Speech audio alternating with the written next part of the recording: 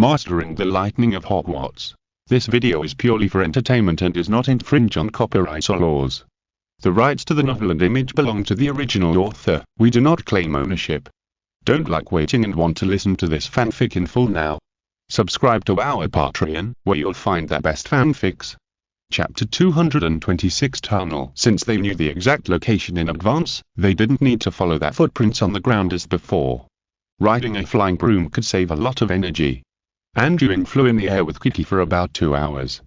Although the forbidden forest was still very dark at this time, some faint morning light also emerged. He estimated that he was not far from the stronghold, so he slowly pressed the flying broom and prepared to sneak over quietly, but this time the battle might start at any time. It was not convenient to take Kiki with him. Kiki, you wait here for me. If you encounter danger, activate this amulet and then apper it away. Anduin handed Kiki a communication amulet and whispered, "Yes, master." Kiki carefully took the amulet and answered in a low voice. After arranging Kiki, Anduin activated the glimmer cloak again and disappeared into the air in an instant. According to the memory picture in the werewolf's mind, Anduin only took 10 minutes to find that target location. It was a small stone hill in the dense forest, surrounded by a lot of vegetation. The stone hill was covered with vines such as creepers. In addition to this small stone hill more than 20 meters high, there were trees and shrubs of different heights around it. There was nothing special at all, and there were no signs of biological activities. But he knew that the secret base of the werewolves was under this stone hill. Fenrir used this place as a starting point and dug an underground passage underground, connecting to a natural cave nearby. The exit of the tunnel was built next to the small stone hill. But now you can't just break into the tunnel. According to the information obtained from the werewolf's memory, a native werewolf will be arranged to guard the entrance of the tunnel. If you alert the enemy, there may be fish that slip through the net. Anduin touched it carefully. After a careful exploration, he finally found the entrance of the tunnel. It was a disc-shaped boulder covered with moss on the surface, at least 2 meters in radius. Boom, boom, boom, boom. Anduin knocked on the boulder at a unique frequency, while holding his wand to gather magic power and ready to go. Now he didn't know whether Fenrir had returned to the base. If he had, the arrangement below might be wrong, but now he could only pass the information of opening the door according to the original code. After knocking on the boulder, Anduin waited for a while, and finally there was a rustling sound from under the tunnel, and it felt like his knocking woke up the tunnel guard. After a long time, the boulder slowly moved parallel to one side. An old werewolf with mottled fur slowly pushed the stone cover open completely. During this time, he yawned and rubbed his eyes irritably, as if complaining that his companion had disturbed his sweet dream. Then he heard a whoosh sound, and the next second, he felt his body lighten, and then his vision gradually floated upwards uncontrollably, until his lonely wolf head fell to the ground, and the piercing pain brought him back to his senses. There is an enemy. The old werewolf who reacted just wanted to shout loudly, but he had no strength left, and his consciousness was gradually withdrawn from his body. In his dying moments, he only saw a human who suddenly appeared in front of him, threw his bloody body out, and then jumped into the tunnel with nimble movements. After quickly using the divine sword wine to deal with the gatekeeper werewolf, Anduin quickly threw out the body, and then used a spell to expel the bloodstains and air at the entrance of the tunnel. These werewolves have very sensitive noses, and the blood must be cleaned up quickly. After entering the tunnel, Anduin slowly looked at the environment inside the tunnel. The entire tunnel was built very wide, with a height and width of more than 3 meters. This was not surprising. Werewolves themselves were not short, and they had to hunt those huge magical creatures. If the tunnel was not built big enough, it would not be conducive to transportation. At the same time, there was no light in the tunnel, it was extremely dark, and it was filled with an unpleasant sour smell. The ground and walls were covered with stains and hair. Anduin cast a bubble head spell on himself, which made him feel more comfortable. After pulling the entrance of the tunnel, Anduin restarted the glimmer cloak, and did not use any lighting. He only relied on the detection effect of the echo spell to explore ahead. Judging from the reaction of the werewolf who was guarding the gate before, Fenrir should not have returned to the base. This is good news and bad news for Anduin. The good news is that the werewolves in this space must be in a defenseless state, which is conducive to his actions, but the bad news is that there is no way to solve the werewolf leader together. After all, it is a hidden danger. But Anduin did not think too much, and what he had to do now is to quickly take down this base to avoid future troubles. After exploring silently for a distance, a faint light flashed in front of him. As he approached, Anduin saw a large cave about 7 or 8 meters high. The entrance was in the center of the cave. He had to walk down a few steps to enter the cave. As far as he could see, there were many large and small metal cages on both sides of the cave, which contained various magical creatures. At this time, they were lying on the ground and immersed in dreams. There were also several large empty cages next to them, which must have been prepared to imprison new prey. The cave was split into 3 layers facing the inside, and each layer was embedded. On the right side of the cave, there was a stone staircase leading to each layer. There were stone caves carved out on each rock wall, some of which were equipped with iron doors, which seemed to be used as prison cells. The remaining part of the stone cave was all open, and Anduin could hear some snoring coming from the stone room next door. It seemed that the werewolves inside were sleeping soundly. Anduin followed the concealment provided by the glimmer cloak and Fave's boots and began to investigate the situation inside the stone chamber layer by layer. There were 1 or 2 beds on the ground in each stone chamber, covered with straw and fur, and the interior was also covered with filth. It was obvious that these werewolves did not pay much attention to hygiene. At the same time, he also found a fairly open stone cave with special beds and various furniture inside. It seemed that this was Fenrir's room. And with the help of the echo spell, he found that there were only 4 native werewolves left in the entire cave, and most of the stone chambers were empty. It seemed that these stone chambers belonged to the team of werewolves encountered last night. After surveying the information of the werewolves inside, Anduin began his assassination operation. This could not even be called assassination, but a massacre. He quietly walked into a stone chamber, aimed at the sleeping werewolf's head and fired a shadowless shot, then restarted the glimmer cloak, walked to the next stone chamber, and repeated the previous process. Chapter 227 Silver Spear, asking for monthly ticket recommendation. Anduin acted very quickly and was ruthless when executing people. He walked through the stone chambers in less than a minute. The 4 werewolves who stayed behind didn't even have time to react before they lost their breath. After dealing with the werewolves who stayed behind, he began to search each stone chamber in detail. He had to get some benefits after coming here. But Anduin soon found that this group of native werewolves were just a bunch of poor ghosts. Apart from some rotten meat that they bit off from unknown creatures, they had no savings at all. Only in Fenrir's bedroom did he get some gains. Although Fenrir was a lycanthropy wizard, he didn't seem to have good hygiene habits. The whole room was smelly, and there were stained clothes everywhere, and the floor was covered with blood. After searching carefully despite the discomfort, Anduin only found a leather purse and 2 pieces of parchment. The purse contained property worth about 200 gold galleons, most of which were silver sickles and copper nuts. It seemed that although Fenrir was the werewolf leader, his financial conditions were not very good. On the desk, there were 2 pieces of parchment casually spread out, one of which was a list of goods full of words and numbers, which recorded in detail the prices of various magical creatures and intelligent races.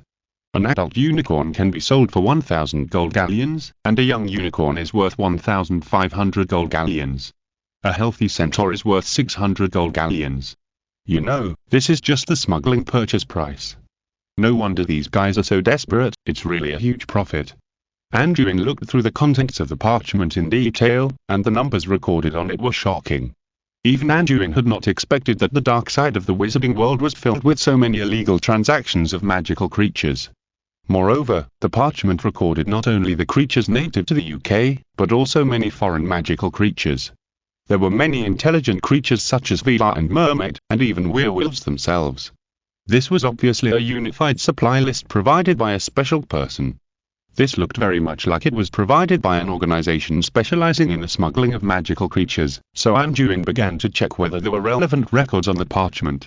Finally, he found a small signature on the corner of the list, which was engraved with a seal with an ancient spear, and the name was very simple, called Silver Spear. Silver Spear? Anduin was stunned when he saw the name, not because the name was too simple or mysterious, but because he had read information about this organization. He had seen a record of Silver Spear in a book that recorded the history of jewels. This was a notorious secret dueling club that originated in the 18th century, and the condition for membership was that only holders of aspen wands were accepted. At first, they were just a small circle of people who were interested in poplar wands. Because poplar wood has beautiful texture, fashionable appearance like ivory and excellent power, they were named Silver Spear. But because most of the holders of poplar wands are strong-willed and very competitive wizards, it later evolved into a dueling club. The wizards from this club were all known for their bellicosity. They would challenge others to duels from time to time, but they did not know how to control the severity of their attacks. They often beat people seriously and even killed people. After solving the opponent, they always boasted about the name of Silver Spear. So in that era, this Silver Spear was very annoying. The records of what happened later were not very detailed. It seems that at some point in time, there was a conflict within the club, and many people died. Since then, the name Silver Spear disappeared in history and was hardly mentioned again. Didn't this club disappear? How come it suddenly reappears, and is it linked to a smuggling organization? Anduin had no idea about this, so he folded the parchment and put it away, then picked up another parchment. On the other parchment, there were many names recorded, many of which were marked with red ink, some were marked with red crosses, some were checked, and some were blank. Is this a list of those who have lycanthropy? Those with crosses have been killed, those with checks have chosen to surrender, and those without marks are those who have not been killed yet or have not been found. Anduin looked at the list and made a more reasonable guess, and at the same time noticed a familiar name on it that was not marked. Remus John Lupin. Isn't this James' good friend? He is a werewolf. But didn't he graduate from Hogwarts? If he was a werewolf, it would be impossible for him not to be discovered. Could he have been infected after graduation? Anduin looked at the name with some confusion and uncertainty. Although it was possible that the names were just duplicated, the population of the wizarding world was not large, and the probability of having the same name was not high. It seemed that this Lupin had many secrets. But this was none of Anduin's business. Since Mr. Lupin had not caused any trouble in all these years, he naturally did not bother to care. He just carefully kept the list. If he encountered werewolves elsewhere in the future, it might be useful. At this time, there was a rustling and commotion outside the stone chamber. It seemed that the imprisoned magical creatures smelled the fresh smell of blood, or it was time to get up, and they all made humming sounds. Oh, there are still a bunch of magical creatures. Anduin slapped his head. His mind was full of those werewolves. He actually forgot about this. So he hurried out of the stone chamber and prepared to see the situation of those magical creatures in the cave. The cave was still dark.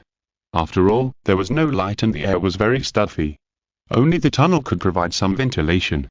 Fortunately, there were several oil lamps hanging on the surrounding rock walls. He walked out and quickly lit the oil lamps. The dim light barely illuminated the interior. Anduin held a copper oil lamp in his hand and went to the iron cages to carefully check. More than 10 magical creatures were imprisoned in this cave. First, a large iron cage held 2 moon-crazy beasts that looked like small alpacas. Their eyes were wide open, like 2 crystal balls the size of light bulbs, but they did not look good at the moment. They looked listless and weak, and were thin all over. Obviously, they were not well taken care of. In a large iron cage next to it was a young night eagle. It was skinny and its condition could not be seen. Chapter 228 Husky. Seeking monthly recommendation votes. Next to the 2 large iron cages were smaller metal cages. One of them was a cat king that looked like an ordinary cat, except that it had a lion-like tail. A divine horn animal with a head like a frog, horns, bright red eyes, fangs, and a body similar to that of a large dog. 2 firecracks with gemstones on their backs, 3 hedgehog-like thorns, 2 earth-clawing martins that were much larger than ordinary martins, and a mothra rat with tentacles on its back. There was also a bird snake trapped in a large transparent glass jar. This creature could expand and contract at will. If it was released, it would probably fill the entire cave in an instant. These magical creatures all had one thing in common, that is, they were very depressed, covered with stains and clay, as if they had been hungry for several days, and looked very pitiful. Then Anduin walked towards the caverns that were dug out and installed with metal doors. There were 4 such cells in the cave, one of which was empty and had a large interior space and a high height. In the second cell, Anduin found a horned camel beast, with a huge body, a bulging back, 2 very sharp golden horns on its head, and a lot of slippery tentacles around its mouth. It was also lying on the ground with no energy. When it saw Anduin appear, it glanced at him casually and closed its eyes again. When he walked to the 3rd stone chamber, a piercing roar suddenly broke out from inside, and at the same time, he could hear the sound of iron chains being tightened. Anduin brought the oil lamp closer and saw that there was a scorpion tail beast inside, staring fiercely at the stone chamber with its bloody mouth wide open. It had the body of a lion, but there was a long hook on its tail, and its limbs were thick, and its claws were sharp and long. At this time, the scorpion tail beast had a thick metal ring around its neck, and 4 chains stretched out to connect it to the stone wall behind it. It was also skinny, but its eyes were still fierce, and there were several bloodstains on its body, which looked like they were either whipped or scratched by werewolves. Anduin was stunned when he walked into the fourth cell and saw the animal inside. Husky. In the fourth cell, there lay a wolflet covered in wounds. It looked like a Siberian husky in the Muggle world, with scratches and whip marks all over its body. Many of the wounds were still bleeding. It looked even worse than the scorpion tail beast in the cell next to it. Although it was seriously injured, its eyes were still sharp and bright. It was looking coldly at Anduin. How could there be an ordinary pet dog here? The tail doesn't look like a jackal. Anduin muttered in surprise. It was really incredible that a dog appeared in this cave full of magical creatures. I'm not a dog, I'm a wolf, you idiot. A slightly weak but very crisp, young voice came out of the husky's mouth, which scared Anduin, who was a little confused. Then he looked at the husky in front of him and confirmed that what he heard before was not an illusion. What are you looking at? Are you the merchant that the werewolves brought here to pick up the goods? Those guys will wait until you pay before biting you to the bone. The husky forced himself to be alert, looked at Anduin jokingly, and taunted him coldly. Are you a werewolf? Or an animagus? After Anduin confirmed that the husky was talking, he immediately became alert. He didn't care about the other party's taunting and asked curiously. What's it to you? Do you want to buy me? I promise that I will tear your throat apart when I get out. Ha ha, cough, cough. The husky was obviously too seriously injured. He just wanted to laugh and then he couldn't stop coughing. You'd better take it easy. It seems that you don't have a good relationship with the werewolves. Then I'll tell you a good news. Those werewolves are all dead. By the way, what is your relationship with those werewolves? Anduin saw that the husky always showed a hateful look when he mentioned the werewolves, so he kindly reminded him. Those werewolves are dead. Ha ha ha, you said they're dead, so who do you think you are? The husky's words were more sarcastic, and the hatred in his eyes remained unabated. Seeing that the husky didn't believe it, Anduin turned and left for a while. When he returned, he threw a werewolf's head in front of the cage door with a bang. There was still a trace of surprise and helplessness in the eyes of the werewolf head. The husky stared at Anduin in amazement at the powerful evidence thrown out, and then rushed to the cage door with his wounded body, biting the wolf head fiercely through the gap in the iron net, looking like he wanted to chew it up and swallow it raw. Looking at this scene, Anduin couldn't help but curl his lips awkwardly. This was too careless about personal hygiene. He didn't even dare to carry such a dirty wolf head with his hands before. Kicking the wolf head away with one foot, Anduin squatted down again, looking at the husky in front of him with a cold face. Can you answer my question now? You really killed all those werewolves? You really didn't lie to me? The husky still hadn't calmed down from the excitement at this time, and just looked at Anduin eagerly. Ah. Anduin sighed helplessly. It seemed that if he didn't explain it clearly, the husky would not speak honestly. I'm not sure if it was all of them.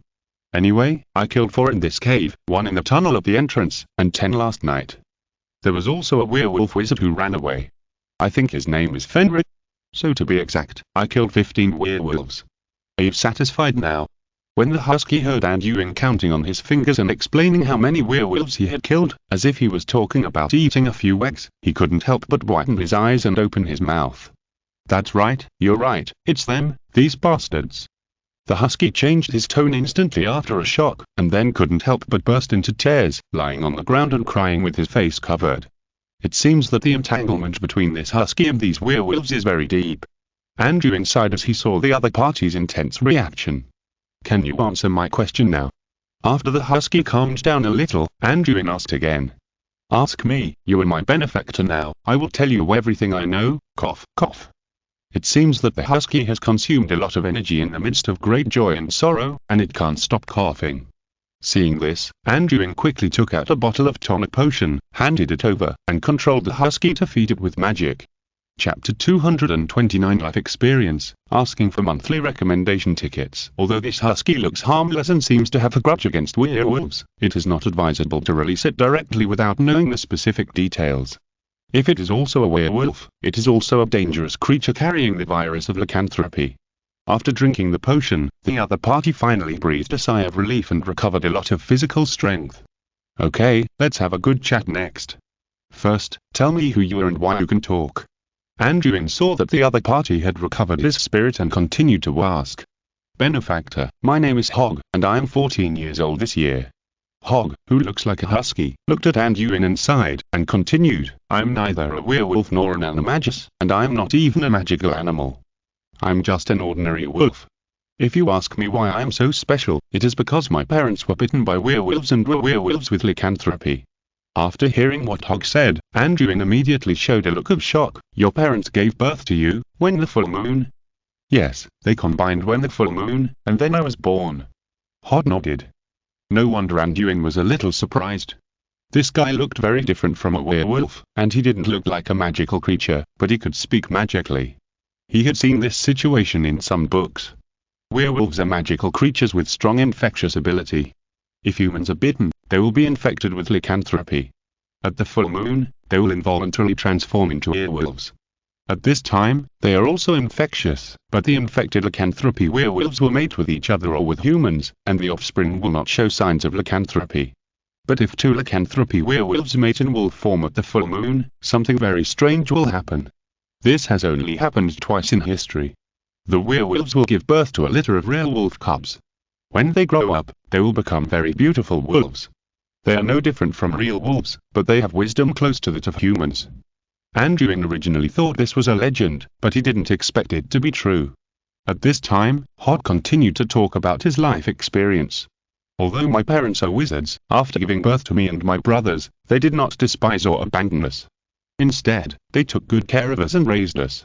However, some of my brothers and sisters died while we were growing up, and in the end, only my other brother and I were left. Growing up, my parents, brothers and I have always lived in a remote forest far away from humans. Only sometimes, they would take me to visit human villages and get in touch with the Wizarding Society, so I am not unfamiliar with humans and wizards. At the same time, because I am the descendant of wizards, although I don't have a human form, I also have enough wisdom and magic flowing in my body. When my parents found out about this, they were very happy and began to teach us to speak. It was difficult at first because our vocal structure is very different from that of humans, but soon we learned to use magic to change our voices. I'm more talented than my brother in this regard, and that's why I can speak. I see. Then how did you fall into the hands of these werewolves? Anduin immediately resolved the doubts in his mind and continued to ask. It's all the fault of that werewolf wizard. Hog couldn't help but show hatred in his eyes. Although we were far away from the Wizard Society, we lived in harmony until one day, the werewolf wizard found us with a group of werewolves. He wanted my parents to submit to him and help him start a war against wizards, but my parents disagreed, and then they chose to leave directly, but they didn't expect that they wanted to take advantage of us when we were not paying attention. At this point, tears began to appear in Hog's eyes, and his voice gradually sobbed. They launched a surprise attack in the middle of the night. Although we fought hard, we were still outnumbered. My parents and brothers are gone. These inhuman guys actually ate them alive. Only I am left. That's because the wizard werewolf wanted to keep me and sell me for a good price. Hog couldn't help it anymore at this time, and burst into tears again. Hearing this, Anduin could not help but fall silent. These werewolves really deserved to die. At the same time, he thought that most of these werewolves were a group of poor people. They were not accepted by the Wizard Society, and they had to face the cruel persecution of their werewolf kin. After crying for a while, Hog finally recovered. Anduin handed him another bottle of tonic, and at the same time took out a bottle of white fresh potion and used magic to control it to treat its injuries. By the way, what do you mean by merchants coming to pick goods? Anduin asked after treating Hog's wound. Those werewolves go out to scout every day and search for traces of magical creatures. Sometimes they bring some guys in cloaks in and buy these magical animals like picking goods. However, those werewolves are very cruel. If they see that the merchants coming are alone or have no power, they will bite the people who come to trade to death and then cut them into pieces. Hog was much more energetic after Anduin's treatment and taking the potion, and said in a calm tone. So that's how it is.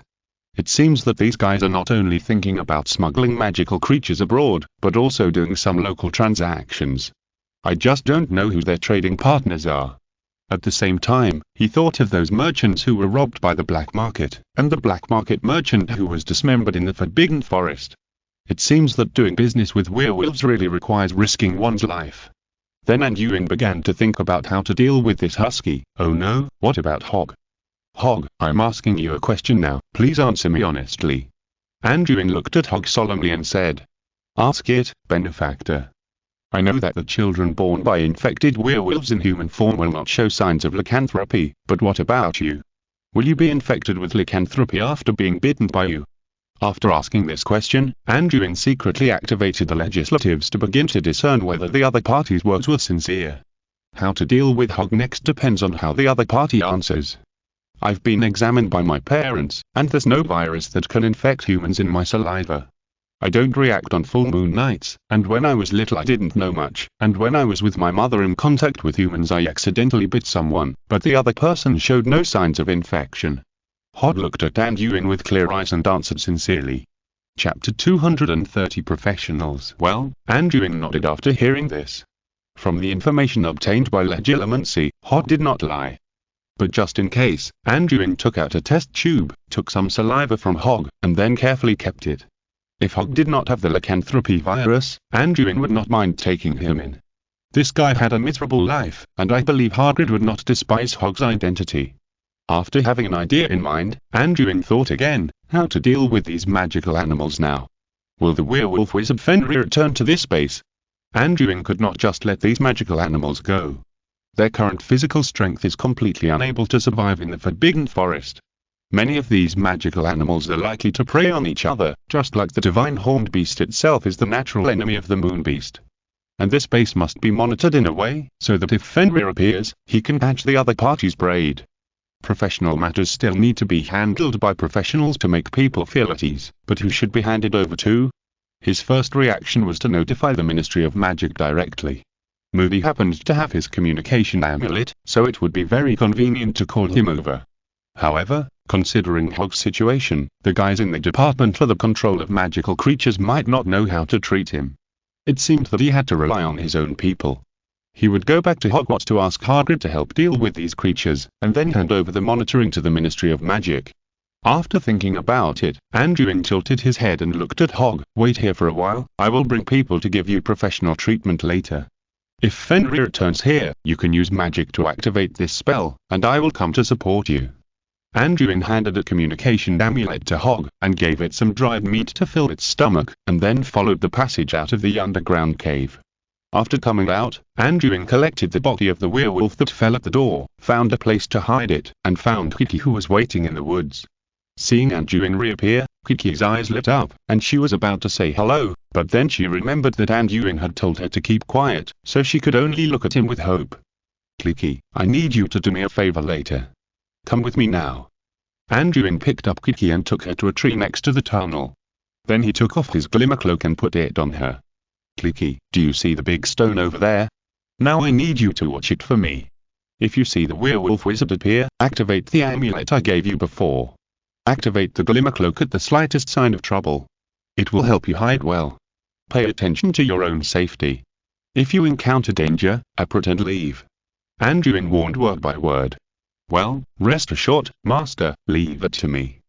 Although Kiki and Anduin had only been in contact for one day, under his influence, her personality became slightly more confident than before. After arranging Kiki's work, Anduin Uproot returned to the edge of the Forbidden Forest. If he approached, he would be affected by the magic of Hogwarts and could not apparate. It was early morning, and the rising sun made the ground of Hogwarts misty. Anduin landed on his broomstick in front of Hagrid's door. Hagrid, are you awake? As soon as he landed, Anduin began to bang on the door. After waiting for a while, Hagrid came out wearing his pink one-piece pajamas, rubbing his sleepy eyes. What's wrong, Anduin?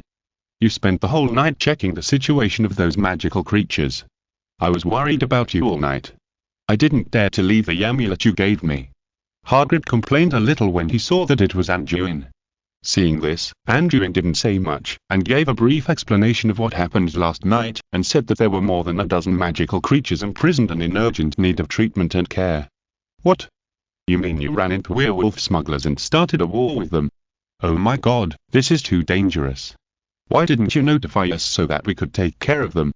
Hagrid heard that many cute magical animals were being abused, but he still showed his concern for Anduin's safety at the first time. I know my limits.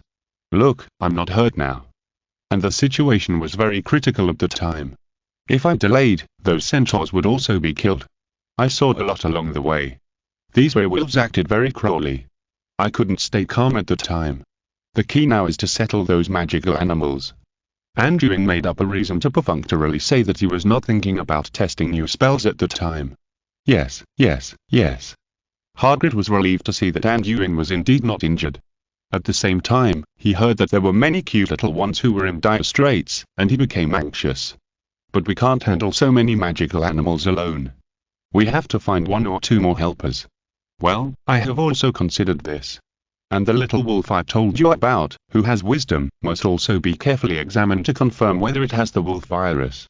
Otherwise, I dare not let him out like this. The risk is too great. By the way, have you heard of Hog's situation? I have read about the situation of a full moon werewolf giving birth to a wolf cub in a book, but there are only 2 clear records, and the description is quite simple. Anduin was still quite cautious about Hog. He was ready to get confirmation from the real magical animal expert. I have only heard of it, and have never seen an example. That's right.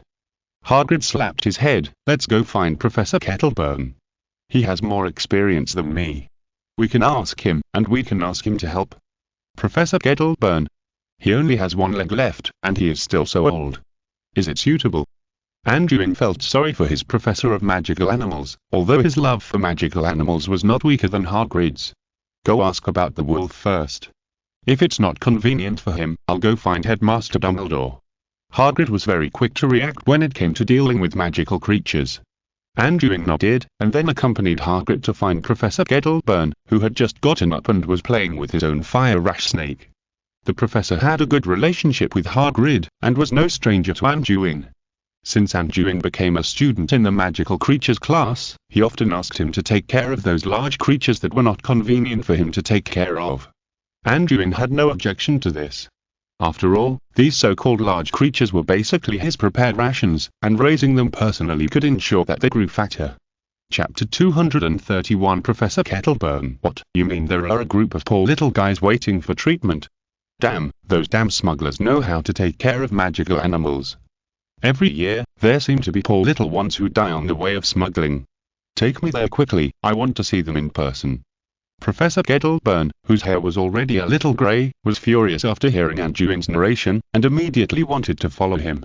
Let us bring them back first, your body can't stand such a rush. Anduin looked at the old professor with a prosthetic leg and a cane and said helplessly. I'm not too old to move, stop talking nonsense, hurry up and let the way. Fortunately, you didn't let them out rashly, otherwise the sudden change in environment would kill them. Kettleburn used magic to control the prosthesis, and flexibly rushed to Anduin and shouted.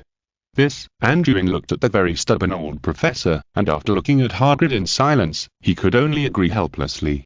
How about this, I'll ride my flying motorcycle and take the professor with me, Anduin, you ride a flying broom and let the way.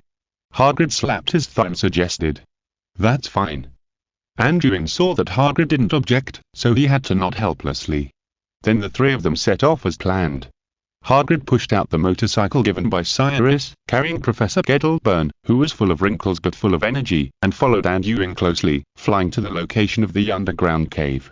By the way, Professor, you haven't answered the question we asked you before, which is about the full moon wolf cub. Kettleburn was too excited before, and hurriedly dragged Anduin to leave, and didn't care about the questions Anduin asked. At this time, Professor Kettleburn was sitting hunched in the motorcycle bed, wearing a pair of windproof glasses on his eyes. After hearing Anduin's question, he thought for a moment and looked at him. According to research, the offspring of lycanthropes, whether in human or wolf form, will not carry the lycanthropy virus. However, just in case, I will do a virus test on the spot. By the way, the little wolf named Hog can actually speak, which is really special. Kettleburn's face became more and more excited when he said this, and he couldn't wait to see those little carties. After hearing the professor's explanation, Anduin nodded slightly relieved, then mobilized his magic power, added some strength to the flying broom under him, and rushed out at high speed. His own broom was of average quality, and was actually much slower than the flying motorcycle. In order to speed up, he could only boost it himself. The 3 of them rushed straight in the air along the straight distance, and with the high speed they had been using, it didn't take much time. It only took more than an hour to reach the boulder. After landing, Anduin found Kiki, who was invisible with the glimmer cloak, at a glance. It seemed that she was completing the task very faithfully. When Kiki saw her master, she quickly jumped up and said, "Master, Kaiki has been staring at the big rock. No one is approaching. Okay, thank you for your hard work, Kaiki. You take a rest first. We will accompany you into the cave later. We may need your help. Anduin took the rope and nodded in praise. Yes, Master, Kaiki will complete the task. Kaiki stood straight now, and she was less timid than before, but she still had an awkward look. Anduin, how come you suddenly have a house elf after not seeing her for one night? Hagrid rubbed his bulging belly. He and Professor Kettleburn had just eaten something casually when they were riding their bikes before, and now he was still a little bloated. I picked up Kaiki when I was tracking those werewolves. Her previous owner was brutally killed by werewolves. Anduin explained Kaiki's story to them in a few words. These werewolves are full of killing and have no reason. By the way, take us to see the imprisoned little guys. Some children will get sick if they stay in a confined space for a long time. Kettleburn has directly called these magical animals children and shouted anxiously. Seeing this, Anduin did not delay and quickly pushed the flat stone away, then used the levitation spell to send Professor Kettleburn into the tunnel, and then several people walked inside together. Fortunately, this tunnel was built high enough, otherwise Hagrid would be uncomfortable. Even so, Hagrid had to lower his head to avoid hitting his head. Compared with the early morning, the imprisoned magical creatures in the cave have all woken up. At this time, it seems that they're hungry or uncomfortable. They make waves of painful whimpers, which make the whole cave noisy. Oh my god. After hearing the wailing of the magical animals, Professor Kettleburn's steps became more hurried, and he exclaimed after seeing the miserable state of these magical animals. Oh, look at these poor little carties. What did those damn werewolves do to them? Hagrid's girlish heart was aroused at this time, especially when he saw the scarred mantis-tail beast. He called it a little cartery. If Anduin hadn't stalked him, he would have wanted to open the iron gate and let it out right now. Benefactor, you're back. Just as the two magical animal lovers were watching from the side, Hog was also very excited to see Anduin's appearance and hurriedly greeted him. In Hog's eyes, although the young wizard in front of him was a disguised revenge for him, he had no idea how his special existence would be dealt with, so he was both excited and a little nervous in his heart. Anduin saw that Hog was in a good mental state at this time. He stared at him with white eyes like a husky who was eager to destroy the house, staring at a fur sofa. Well, it was a bit creepy to think about it this way. Professor. He tilted his head and called Professor Kettleburn, then gestured to Hog, which meant that this was the full moon wolf I mentioned to you before. Kettleburn, who was reminded by Anduin, also turned his attention to Hog, and then approached him with an expression of caring for his own child to chat. After learning about Hog's life experience and situation, Kettleburn took out a bottle of potion filled with blue liquid from his body, and then took some saliva from Hog and poured it into the reagent. After performing a series of tedious operations, he turned back to Anduin. He does not have the wolf virus, he is safe. Kettleburn affirmed. Chapter 232 Arrangement. After hearing the affirmative answer, both Anduin and Hog felt relieved. In that case, I will release Hog first. By the way, as for his special identity, I wonder if we can keep it secret from the Ministry of Magic. I don't really want to hand him over to the Ministry of Magic. Anduin discussed with Kettleburn hesitantly. It was impossible not to inform the Ministry of Magic about such a big thing, or to keep it secret from the Ministry of Magic. Anduin also needed the Ministry of Magic's help to capture the fugitive werewolf wizard. We must not hand it over to the Ministry of Magic. Kettleburn made a firm decision. He had never trusted those guys. Hog is not in a good condition now. If we hand it over to those rubbish in the Department for the Control of Magical Creatures, who knows what will happen. And it's not just Hog. All the magical creatures here must be sent back to Hogwarts for unified care. They are responsible for catching fugitives. They don't have to worry about other things. I will keep Hog's matter confidential. He can live in our cottage. If the Ministry of Magic knows about it, it will definitely spread all over the city. Nothing good will happen then. Hagrid also firmly stated his position. It seems that Hog's life experience also touched the big boy. Seeing that the two of them had the same idea, Anduin nodded and then released Hog from the cell. Hog, who was free again, was even more emotional at this time. He heard the conversation between Anduin and others. Seeing that there were still people willing to care about him, his heart was warm. Kaiki on the side looked at Hog curiously from time to time. The dog looked so big, but also very cute. How could anyone abuse it? Okay, let's stop discussing Hog. From now on, the three of us will be responsible for taking care of him. We'll just tell others that he's an ordinary hound, and Hog should try to speak less in front of outsiders. Kettleburn blinked at Hog, then looked at the other two again. The next focus will be on these magical animals that are in poor condition. You'll listen to my arrangements. These two scorpion-tailed beasts and horned beasts are very aggressive. Apart from being a little hungry, they only have some external injuries.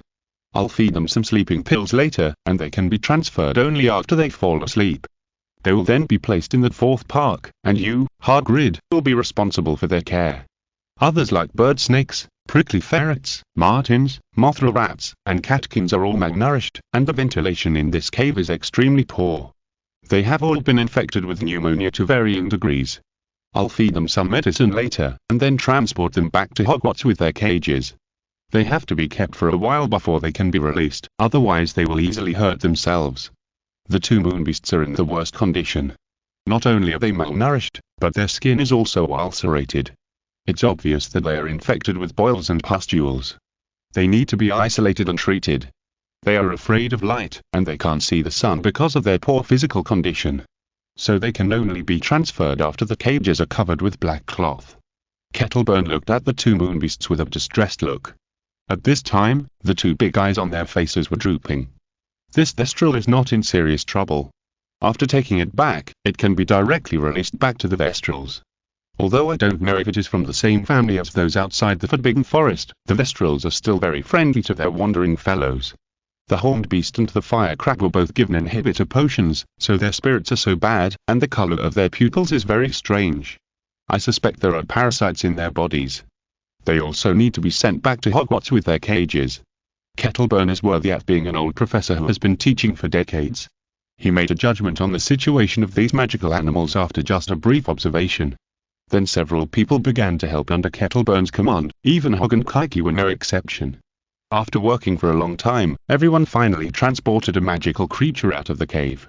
Except for the stunned manticore and horned beast, Hog, and the Thestral, the rest of the magical creatures were taken out with the cage.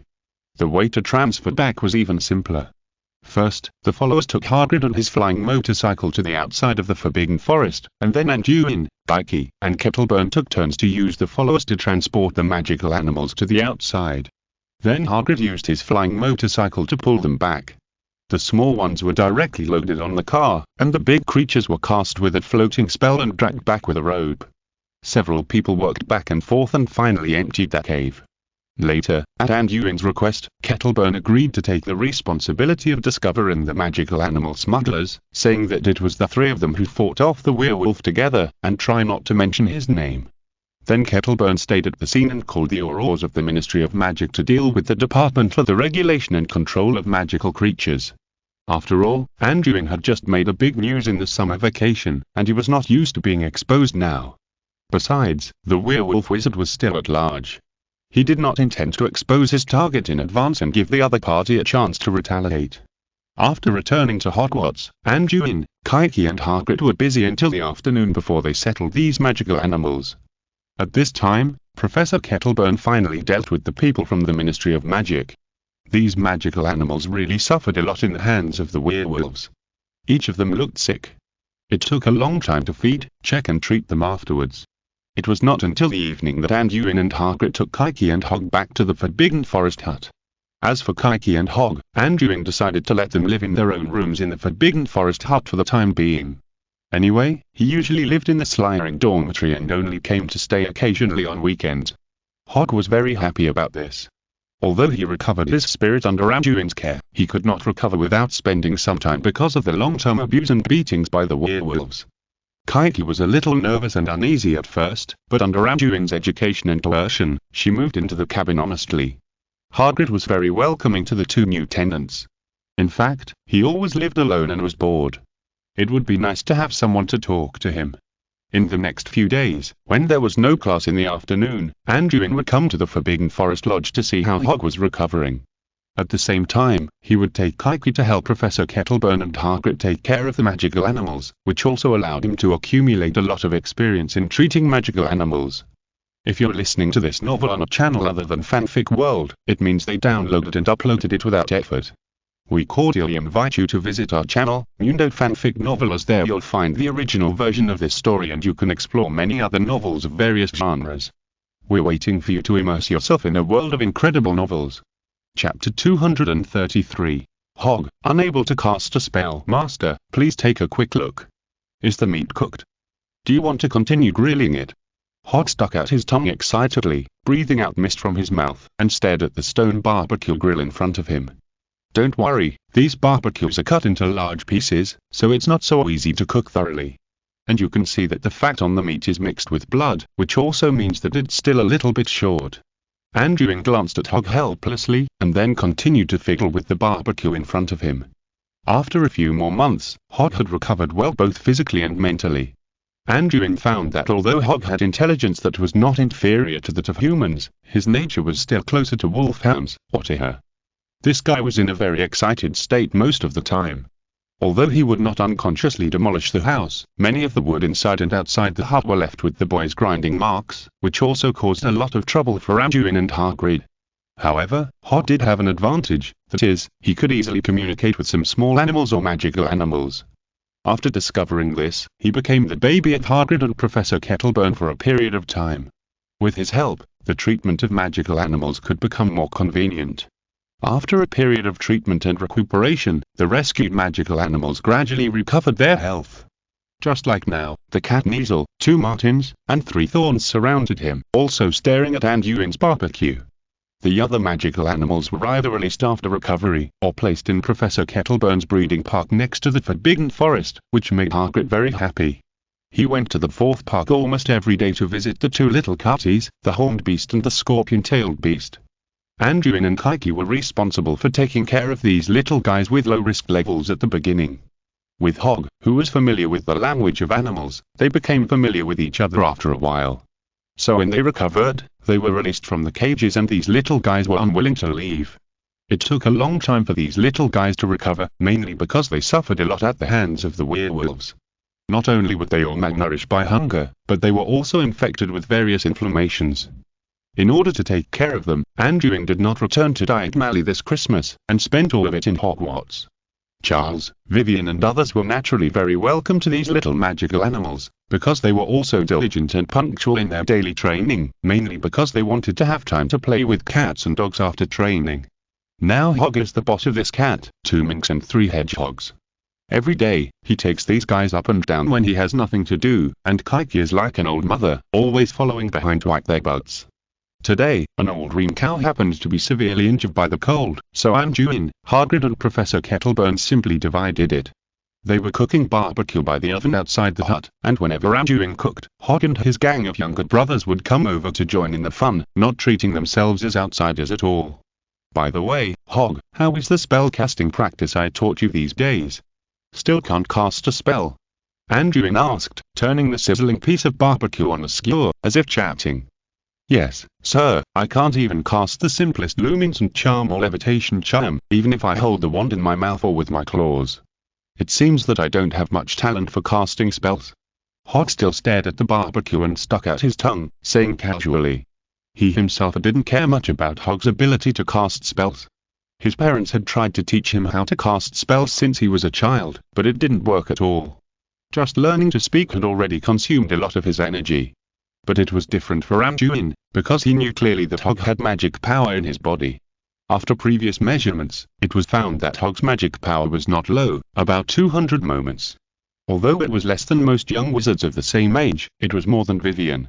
This also showed how bad Vivian was, even worse than a dog. Having magic power but not being able to cast spells was a topic worth studying for Anduin, but after a long period of research, he could not find the answer. The magic power was fine, the magic sensitivity was also there, the mental strength and willpower were not weak, and he could speak and chant spells, so why couldn't he cast spells? Finally, Professor Kettleburn specifically instructed him on this. Due to different physiological structures, different creatures have different magic properties and manifestations of magic. Chanting spells is a way that human wizards have found after long-term self-experiments. Many humanoid magic creatures have similar spell-casting effects to human wizards, but they also have certain deviations. To be honest, it is a bit difficult to ask Hog to cast spells like wizards. However, Anduin was still a little unwilling to accept this, so he would let Hog try it from time to time. Wouldn't it be a waste if he didn't use the magic power on his body? It's okay, Hog. I'm thinking about other ways recently. It doesn't matter if I can't cast spells. Not being able to cast spells doesn't mean I can't use magic. Anduin smiled meaningfully. Sir, although I don't understand what you mean, you should sprinkle coming quickly, otherwise the meat will burn. Hog stared at the large piece of barbecue that was constantly emitting fragrance, and his saliva flowed all over the floor. You and Kiki come to the Forbidden Forest later. I've made a set of equipment for you as a gift, which can also confirm some of my previous ideas. Anduin did not respond to Hog, but spoke to himself. He was used to the fact that this idiot only had meat in his eyes at mealtime. Master, does Kiki have any too? Kiki, who was helping to make a fire, raised her head with some surprise. The spirit of the elf Kiki is now very different from when they first met. Now she is still wearing the marching uniform that Anduin gave her, and her figure is much stronger. This is all due to the food she has eaten with Anduin and Hog during this period. However, the most important change is mental. Now she has shed a lot of her humble temperament and has become much bolder. In addition, the basic physical training arranged by Anduin for her, although not as high intensity as Charles and others, is also very helpful in tempering her will and strengthening her body. Chapter 234 Muscle Golden Wheel Cute Kiki. Anduin was very happy about this change. It not only meant a change for Kiki, but also made him understand more about the species of house elves. With Kiki, he could observe, understand and experiment closely. The deep-rooted slave mentality of house elves made him very worried. In fact, house elves have many advantages, such as being born with good magic perception and being able to cast spells without a wand. Although their magic value is a bit low, Kiki has about 170 points, which is at least better than Vivian. And their magic is indeed like what Professor Kettleburn said, a self-contained system. The principles of many magic castings are very different from those of wizards, especially in their apparition. Even in Hogwarts, where the entire campus is cast with an anti-apparition spell, Kiki can flash around everywhere, which makes Anduin very envious. Anduin has been trying to find that principle and learn it, but he found that even if the same spell is used to cast a spell, the effect is slightly different. The spells that Kiki can cast cannot be cast by Anduin, and some spells commonly used by wizards cannot be cast by Kiki in the way of wizards. After experiencing it several times, Anduin can only explain it as a problem of the physique and system of both parties. Unfortunately, house elves are prone to suffer a great loss in character. Although they are not weak in strength, they are born to be oppressed. They always change because of their masters. Few house elves change for themselves. This may be due to the long-term domestication of wizards. Therefore, although the will training has subtly made Kiki a lot bolder and stronger in character, this is actually based on Anduin, and the cowardly character deep in his heart has not completely changed. For this point, Anduin has been trying to change it through communication, education, and training, and finally found that the training effect is stronger. At least now Kiki has accepted wearing clothes and accepting wages, and occasionally takes the initiative to put forward her own opinions. If the character flaws of house elves can be overcome, does that mean that a batch of warriors who can ignore the anti-apparition spell can be trained in batches? Thinking of this, Anduin looked at Kiki with more and more fiery eyes. He planned to use Kiki as an example and train her into a powerful elf warrior who did not need a wand and was not afraid of the anti-apparition spell. With sufficient weapons, she would be a special force soldier born for assassination and infiltration. No matter how safe the enemy was hiding, she could be like a sharp knife piercing the enemy's heart. Imagine the usually gentle and diligent house elf, stripping off his clothes to reveal his bronze and strong muscles, and then putting on a tactical uniform with various equipment, and instantly becoming heroic and valiant. Anduin couldn't help but narrow his eyes with satisfaction, his heart full of expectations. Master, the meat seems to be really overcooked. Kiki looked at Anduin, who didn't know what he was thinking about, and couldn't help but remind him. Oh, sorry. Anduin looked down and saw that it was indeed true. A lot of beef was burnt, so he hurriedly sprinkled some seasoning on it and took it out to share with the small animals beside him who were already eagerly waiting. The cat-like cat was even more impatient. It jumped onto Anduin's shoulder, like a real greedy cat, and kept crying. The marten and the thorny man beside him also hurriedly climbed onto him, as if they would not get their share if they were a little slower. Okay, everyone has a share, stop fighting. Hog, why don't you take care of your little brothers? Anduin was entangled with these little guys, so he quickly called Hog. But when he turned around, Hog's cute face was only 5 centimeters away from him, staring at him straight beside him, obviously also greedy and waiting for the meat to be divided. It is estimated that he wanted to pounce on him, but he was embarrassed because of his big body. After spending quite a while with these guys, Anduin finally fed all the magical animals, and then he had time to pull the overfed Hog and Kaiki into the Forbidden Forest. Leading Kaiki and Hog, Anduin left the coverage of the Hogwarts magic circle and found a flat area in the Forbidden Forest. "Sir, what experiment are you going to do today? We have tried many methods, but I still can't cast a spell." Hog has been in contact with Anduin for such a long time, and he also knows that this sir is a scientific research maniac who loves to do experiments whenever he has nothing to do. Now he is very used to it. Just because you can't cast a spell doesn't mean you have to waste your magic power, and your potential has not been fully developed yet. Anduin smiled, then took out 2 props from his body and showed them to Hog. "What is this? A small vest?" Hog tilted his head, leaned forward to smell it, and looked at Anduin with some confusion. In front of Hog, Anduin took out a vest and a pair of goggles. The vest looked similar to his fur color and looked very thick. The material was somewhat like leather, with some metal materials inlaid on it. There was a round bulge on the back of the vest, just like a metal ball was put in it. At the same time, there were several small pockets on both sides. This is not an ordinary vest. This is a tactical vest I prepared specifically for you. It can extract the magic power from your body and cast some magic. Try it on." Anduin said and put the vest on Hog. The size of the small vest is very suitable. After Hog put it on, it looked very much like the protective vest worn by military dogs and police dogs in the Muggle world. After putting on the goggles, he looked much more energetic, like a police dog. But who uses her for police dogs? "Mr. Hog, you look so handsome." Kiki smiled and looked at the big dog in front of her, praising sincerely. "Really?" Hog got excited when he heard this. He jumped up and posed a few times, looking good to himself. Then he kept circling around his tail. He wanted to take a good look at his image, but there was no mirror in front of him, so he could only tilt his head to look, and finally spun in one direction. "Okay, stop being so conceited. Next, let me explain to you the purpose and function of this tactical vest." Anduin looked at the excited Hog and shook his head. Sure enough, he couldn't get rid of his dog's nature and kept making noises all day long.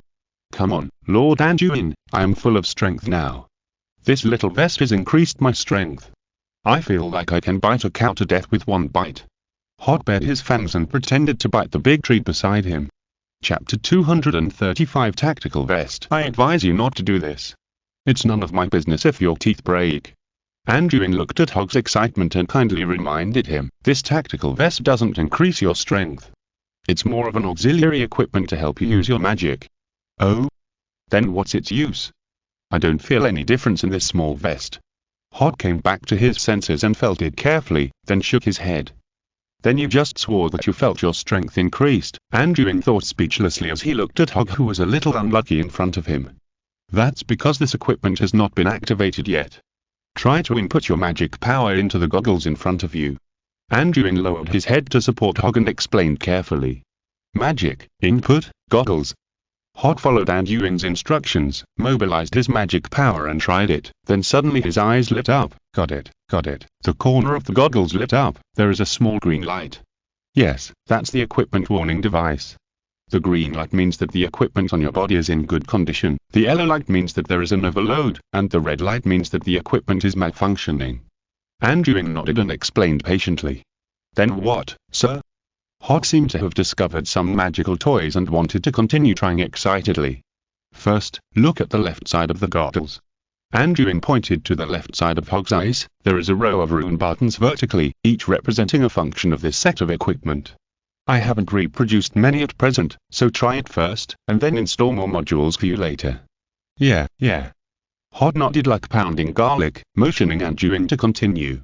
"As long as you want to activate the corresponding function, input magic power into the different rune buttons. First of all, the first and second runes are functions added to the goggles, namely the tracking spell and the echo spell. Your sense of smell is very sensitive, which gives you a unique advantage in tracking. Now with the advantages of these 2 spells, it will surely be even better." After saying this, Anduin motioned Hog to try it. The other party followed his instructions and injected magic power into the goggles. Soon, a different scene appeared in front of him. Hog's eyes widened for a while, as if he had seen some magical and beautiful scenery. His mouth and tongue stretched out long, and he turned around in place. This is not his fault. At the beginning, Anduin and Professor Bones were also shocked for a while when they first experienced the echo spell. Hog took a long time to calm down, and only ended the test of this spell after Anduin reminded him. How is it? It's amazing, sir. I feel like I can play like this for a whole day. In the future, I will arrange training for you that can be used with these two spells, such as searching, tracking, digging, identifying, etc. When you are familiar with them, you still have to continue to experience the other functions of the equipment. Anduin looked at the excited Hog and kindly advised. The next spells are the disillusionment spell and the armor spell, which can take into account the ability to hide and protect. These two spells require you to output enough magic power in a short period of time. It will be a bit difficult to use. You can try it. Anduin smiled. Hog, who had already experienced it once, had already realized the magic of the equipment Anduin gave him. He quickly mobilized his magic power and then looked at Anduin with surprise on his face. I can feel that this vest is drawing magic power from my body, and I can roughly sense how much magic power is needed and how much is still missing. Not bad. It is normal that the external spell pendant is easier to sense than the self-casting. How about it? Can you use it? Anduin took out the record board that recorded the usage data and looked at Hog seriously. Yes, it's a bit reluctant, but as long as you input magic power with all your strength, you can activate the spell. As soon as Hog finished speaking, Anduin saw the husky in front of him disappear out of thin air. Then Anduin also activated the echo spell, and then saw Hog quietly lower his body after becoming invisible, and then slowly swayed behind Kiki. The pads on his body can eliminate the sound produced when moving, so Kiki was still staring at the place where Hog disappeared, and didn't notice anything unusual. Woof! Hog suddenly appeared behind Kiki and howled loudly, scaring Kiki to jump more than half a meter high on the spot. Okay, Hog, this tactical vest is not for you to scare people for fun. Anduin helplessly supported his forehead. Woof! Hog tilted his head and looked at him in confusion. Shouldn't such an interesting function be used specifically to scare people? Okay, since you can activate the spell of the disillusionment spell, then the spell of the armor spell should also work. Anduin looked at the husky with a stern face, and nodded after getting its confirmation. Next, let's do a test. You move randomly with me as the center, activate the disillusionment spell and the armor spell, and I will see how long it takes to hit you under normal conditions. Hog nodded hurriedly when he heard it. He said it was not for fun, so he was ready to play. He even ducked to hide his figure, and then ran away in an instant. His speed was very fast, and he almost turned into a black and white after imaging Anduin's sight. Anduin did this mainly to test Hog's basic reaction and physical fitness. Hog had been undergoing rehabilitation before, so he did not arrange any training for him. Now it was just right to do a side profile. He took out his wand, and after finding the lead time a little, Anduin fired a stunning spell, moving in front of Hog. If he continued to run at this speed, he would undoubtedly be hit by the stunning spell. However, after seeing the spell being fired, Hog immediately made an emergency stop and changed direction, calmly dodging the attack of the spell. Oh? It seems that your reaction speed is not slow, so I will increase the difficulty for you next. Seeing that the spell failed, Anduin also became interested and fired two repulsive spells again, one aimed at the lead amount, and the other blocked the blind spot of Hog's change of direction. Smash! Smash! Seeing this, Hog immediately exerted force on his back foot, lifted more than 1 meter high, and easily passed the fired spell again. Then Anduin kept increasing the difficulty, 3 spells, 4 spells, and the trajectory of the fired spells became faster and faster, until he used the technique of multiple spells and fired 5 spells in a row, which finally hit the high-speed moving her, but was defended by the iron armor spell on the opponent, and was only slightly unbalanced. Okay, the test ends here. After Anduin shouted, he recorded various data about Hog on the writing board. He was very satisfied with Hog's performance. With such physical fitness, as long as he is trained, his future will be promising. Chapter 236 Attack Module. Next is the Levitation Spell Rune. It has 2 uses. The first is to cast it on the tactical vest yourself. It can gradually reduce your weight and increase your movement speed and flexibility. The maximum power output should allow you to float directly. Try it. Activate the 5th rune and then focus on yourself. Anduin smiled at Hog. Yes, sir. Hog was having a lot of fun now. This tactical vest was much more interesting than fighting with a catkin for a ball of wool. Soon he focused his sight on the 5th rune on the left side of the goggles. After gradually inputting magic power, he closed his eyes and focused his mind on himself. Soon he felt the small vest on his back slowly rising and his body gradually becoming lighter. When he opened his eyes again, he rushed out with a whoosh. He still exerted the same force, but his speed increased a lot. As he continued to input magic power, he felt that his speed was getting faster and faster, until, after one jump, Hog input his magic power to the limit, and the effectiveness of the levitation spell was also exerted to the limit, and then he floated directly into the air more than 1 meter above the ground. However, Hog was dumbfounded after floating up. He couldn't move at all after floating in the air. After a big jump, Hog froze in the air, and his forelegs were still running there, just like a stupid dog swimming in the water. Woof.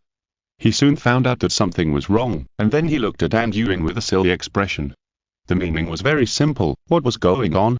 Well, it seems that if there is no external force driving after floating, you still can't fly freely. This is my negligence. This function will be temporarily passed. You can use it to reduce weight in the future. I still need to study the flight mode. Anduin touched his head awkwardly. Woof. Hog nodded, and then released the magic supply of the levitation spell. After landing, he played the levitation spell again and again. Although he could not fly it, the obvious speed increase still made him very happy. Anduin was relatively satisfied with this. Although he could not let Hog directly gain the ability to fly, it was still meaningful to him to reduce the weight of his body by casting the levitation spell on his equipment. This can even be applied to himself. Anduin is already familiar with the levitation spell, but he found that the levitation spell has a characteristic, that is, after casting the spell on the target carried by the rune, it becomes difficult to control and move. For example, after casting the spell on the tactical vest carrying the levitation spell rune, it can be floated, but it is very difficult to move. If the spell is cast on other external objects, it is very simple to move. Therefore, casting a spell on the clothes and equipment on the body to promote weight reduction and levitation in disguise is his recent inspiration. This is actually not difficult to operate. The main reason is that he has an extraordinary level of levitation spell, so he always has a preconceived concept, which leads to him always casting spells directly on himself. The extraordinary level of levitation spell is indeed extraordinary, and it moves much faster than the ordinary levitation spell, but it is still difficult to be flexible and maneuverable, and it is still difficult to increase the speed. This is why he thought of another way. Now that the experiment on Hog has been successful, it means that he can copy it to himself and engrave the levitation spell on his equipment to reduce the weight. This can increase his movement speed in disguise, and even let himself float in the air with the equipment, and then use the extraordinary levitation spell to give himself kinetic energy, which may solve the problem of flying that has troubled him for a long time. Anduin nodded with satisfaction, then looked at Hog, who was having a lot of fun, and quickly called him to stop. Don't play around, save some magic, there are other projects to test. Woof. Hog immediately rushed to Anduin after hearing this, sticking out his tongue happily and panting. Obviously, he is now more and more looking forward to the vest on his body. Next, let's test another way to use the levitation spell. Cast a spell on other objects in the outside world. It's not convenient for your claws to grab things. You can try to control objects with the levitation spell. You already have experience communicating with the levitation spell runes, so this experiment should not be difficult. Anduin pointed to a stone next to him and gestured. Hog immediately understood what he meant when he heard it, and then controlled the input of magic power. Sure enough, because he had experience in controlling the levitation spell before, after trying a few times, he successfully lifted the big stone that Anduin pointed to. Okay, try moving, throwing, and focusing your attention. Anduin continued to guide. Hog followed Anduin's instructions and controlled the big stone to move a distance, and then threw it far ahead.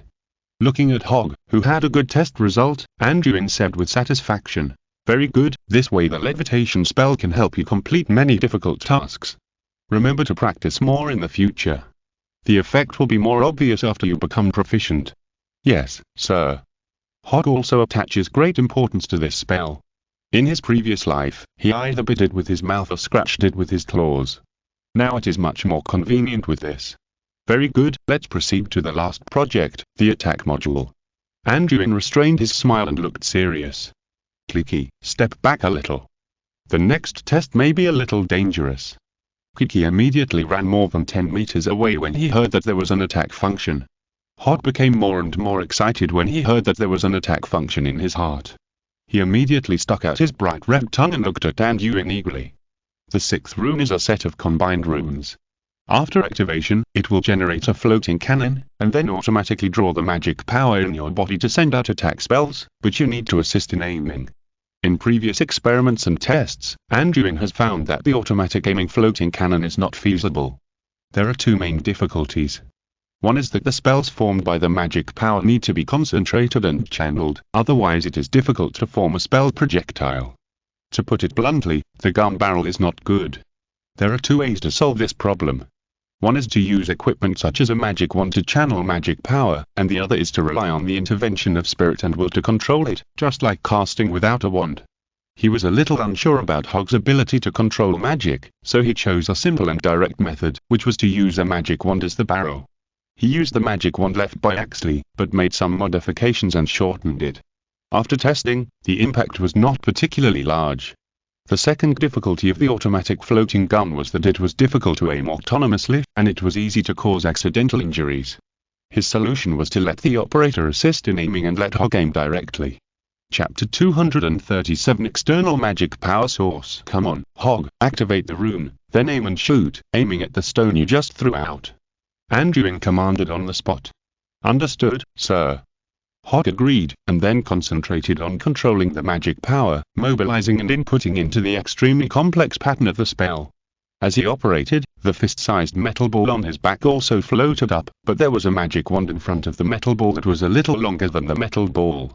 To be honest, this floating cannon looked quite ugly, like a flat apple candied horse. Sir, a light spot appeared in front of me. Is this what I use to aim? Hog found a cross cursor on the goggles, and it could move at all with his mental control. Yes, that's it. It's better to be cautious for the first test. Aim for 3 seconds before firing. Anduin reminded cautiously. Yes, sir, Hog seemed to have discovered something strange. Why did the cursor suddenly turn into a red cross? It was a green cross before. You idiot. Anduin touched his forehead speechlessly. You raised your head too high, blocking the muzzle. If you had fired just now, the first thing that would have been hit would have been your head. Sure enough, Hog's attention was focused on the goggles at this time, and he instinctively raised his head. Hog was immediately frightened and broke into a cold sweat when he heard this. He lowered his head quickly, and then continued to aim carefully. Sir, I fired the cannon. This posture should be fine now. Hog asked uncertainly. Anduin looked at Hog, whose butt was sticking up high and whose head was almost touching the ground. He felt very speechless. There was no need to be so afraid of death. Then he nodded and said, fire it. Don't worry, the power of the spell I acted is not very exaggerated. It won't kill anyone if it is accidentally injured. Okay, fire it. After getting a definite answer, Hog focused on increasing the output of magic power. Then the floating gun on Hog's back trembled, and a bunch of free electric light appeared on the surface. Then, with a bang, a silver-blue electric current laser hit the stone in the distance in the blink of an eye. Then everyone heard a loud bang, and the stone was instantly shattered into pieces, and the scattered stones flew everywhere, some even flew more than 10 meters away. No, sir, you call this powerless? Hog looked at the scene in front of him and felt his legs go weak for a moment. If his head was hit by this spell just now, wouldn't he have died on the spot? This is just an ordinary cluster lightning spell. If it hits a living body, it will have more paralysis and burning effects. If it doesn't hit the vital parts, I have to use at least 2 or 3 of these spells to kill a werewolf. Why are you panicking? Anduin curled his lips indifferently. Hog looked at Anduin speechlessly. A spell that can kill a werewolf with 2 or 3 shots, you call this ordinary? Do you look down on the werewolf's physique? Alright, this test is a complete success. When you have nothing to do next time, you can get more familiar with this tactical vest. This is just the primary version. I will add more plugins in the future, such as the apparition spell, various amulets that can be thrown, etc. Anduin ignored Hog's frightened look and perfunctorily replied. Then he turned his eyes to Clicky. Clicky, next is your equipment. Come here. Yes, master. When Clicky heard that it was her turn, she jumped in front of him and stood at attention. Then Anduin took out a similar tactical vest and motioned for him to put it on. After Kiki had carefully put on the vest, Anduin patiently explained, "Kiki, you are good at using spells, so I won't add any weird functions to you. The main functions of this tactical vest are concealment, energy storage and training assistance." After studying Kiki, Anduin found that house elves have good magic perception ability, and the starting point of magic sensitivity is much higher than that of wizards, so they can almost cast spells without a wand from the beginning. And the efficiency of using magic is also surprisingly good. Generally, wizards need 5 to 6 ticks to use a spell, while house elves only need 3 to 4 ticks, which can save about 30% of magic. However, the magic reserve is still too poor compared to wizards. The magic reserve in their bodies is roughly 1/3 of that of ordinary adult wizards, or even less. Of course, this is also related to their short and thin bodies. In addition, most elves have a slave-like status in the wizard society, and it is basically difficult to absorb enough nutrition, and the improvement of magic is quite slow. Just like Kiki, at the beginning, the mana reserve in her body was only about 150. After Anduin fed her with plenty of fish and meat for several months, it has now reached 170, but she still looks thin. So before Kiki's physical strength and mana reserve have been improved, in order to make up for this part of the shortcomings, Anduin chose to load an external mana source. This tactical vest is equipped with 9 magic energy storage runes, each of which can store about 20 of magic, so there is 180 of spare magic, and it is also equipped with an energy absorption array, which can automatically recharge by absorbing free magic. At the same time, Kiki's tactical vest is also equipped with normal illusion spell and iron armor spell, which consumes a lot of spells, and the pockets on both sides are also cast with traceless extension spell. Kiki usually has to do some daily housework, and having a space pocket will be much more convenient. And in order to cooperate with daily training, the spell of healing as before is also engraved. After all, Kiki's physique is weaker, but if she wants to continuously increase her magic power reserves, she still needs to do a lot of physical training. With Kiki's physical condition, she needs treatment methods that can be activated at any time. After putting on the tactical vest given by Anduin, Kiki tested it carefully like Hog, and under Anduin's guidance, she learned how to extract the magic power stored in the vest for use. Soon Kiki couldn't put it down and fiddled with it. Then Anduin accompanied Hog and Kiki in the Forbidden Forest to familiarize themselves with the equipment on their bodies, and then took them back to the Forbidden Forest cabin. In the Forbidden Forest, Anduin saw a chubby figure sitting on the steps of the cabin and petting a cat. It was Vivian. Vivian's image has changed a lot now. At the beginning of the school year, Anduin let her eat and drink a lot for a month in order to test the effect of energy intake on magic power reserves. Vivian was naturally very welcome to this, but later test results proved that simply taking in energy without training had no obvious effect on the increase of magic power. Chapter 238. Potions Office. As a result, Vivian's magic power did not increase much, but her weight increased wildly. Faced with such a result, Anduin felt very guilty, so after a month, he increased Vivian's training volume to try to help her lose weight. But with Vivian's personality, she can eat meat well, but it is impossible for her to train well. As a result, in the subsequent weight loss training, the girl fished for 3 days and dried the net for 2 days. Now her magic value has barely broken through 200 moments, and her weight is getting heavier and heavier. The main reason is that after Anduin rescued these magical animals, he increased the food he made every day. As a result, Vivian shamelessly ran to compete with these cats and dogs for food. If he hadn't discovered it quickly, the recovery of these small animals might have been much slower. "Vivian, didn't you go on a date with Charles? How do you have time to run here to play?" Anduin asked puzzledly. Since the year after last school, the relationship between Charles and Vivian has progressed rapidly. Now the two like to stick together whenever they have nothing to do, and Vivian always likes to use this as an excuse to avoid training. "We can't stay in Hogsmeade all day, so I have to come to see if you're okay. Hog and Fluffy are thin from hunger, but when I come here, I find you guys secretly eating barbecue and hiding from me from eating delicious food, right?" Vivian grabbed the catkin she named Fluffy and rubbed it against her face, as if to punish it. Meow. The catkin shook its lion-like tail helplessly and looked at Anduin with despair. The look in its eyes seemed to say, "What are you staring at? Why don't you come and save the cats?" Ever since Anduin found out that Vivian started to run to snatch food from the dog without any limit, he rarely cooked in front of her, especially cooking meat. Seeing the embarrassed Anduin, Vivian rolled her eyes at them. You don't know how to do your work all day, you just eat food secretly. What's going to happen if this continues? Hogwarts was stunned. How could this plump and beautiful girl speak so confidently? She was obviously the one who did nothing all day, but now she was blaming others. Forget it, I'll let you guys go today. Vivian spread her hands and let the poor cat go. The dean asked me to come and call you. He said he had something to talk to you about, but you were not in the common room, so I was drafted. Snappy. Why did he look for me? Was it because of the promise he lost in the bed last year? Anduin's 4th year was a fairly peaceful year, at least in Hogwarts. Yaxley had been imprisoned in Azkaban, and it was said that his brain was still not working properly. Travs was forced to transfer to another school by his mother, Yulia, and the entire Travs family fled to the European continent to avoid him. So now no one in the entire Slytherin College dared to trouble him. Perhaps it could not be said that way. It should be said that all the pure-blood wizards in Slytherin were avoiding him now. Apart from paying tribute to him every month, they wished they had no contact with him at all. Anduin had no interest in these little brats. He preferred to spend his time and energy on research and training, so he enjoyed such a plain life. Could it be that the dean was going to cause trouble for me again? Anduin shook his head. It was meaningless to think about it now. He had to meet Snape first to know the specific situation. After telling Hogwarts not to use their tactical vests indiscriminately near the cottage, Anduin set off to the castle. Now, the classmates he met on the road no longer stared at him. After all, it had been a long time since last summer vacation. Anduin didn't like to show off and rarely appeared in crowded places. Over time, his classmates almost forgot about him, the war hero. Bang. Bang. Anduin knocked on the potion office in the basement. Who?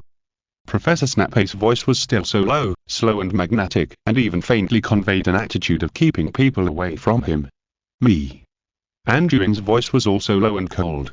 I don't know if it was because he had been in contact with Snape for a long time, his tone gradually became similar to him. Come in, the door is not locked.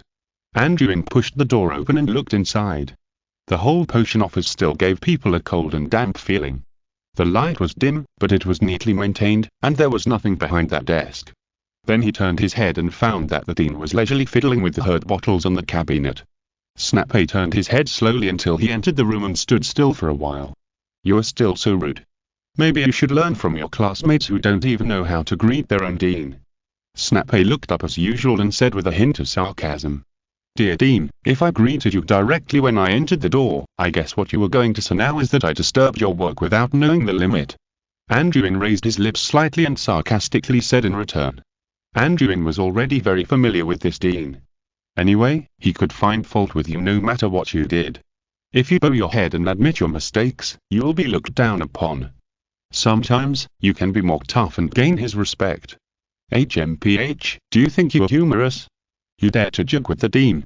Snape slowly walked to his desk and sat down. His voice was still gentle and low, but the sarcasm in his tone was reduced. It seemed that he was not really angry, but he had already regarded talking back as a habit.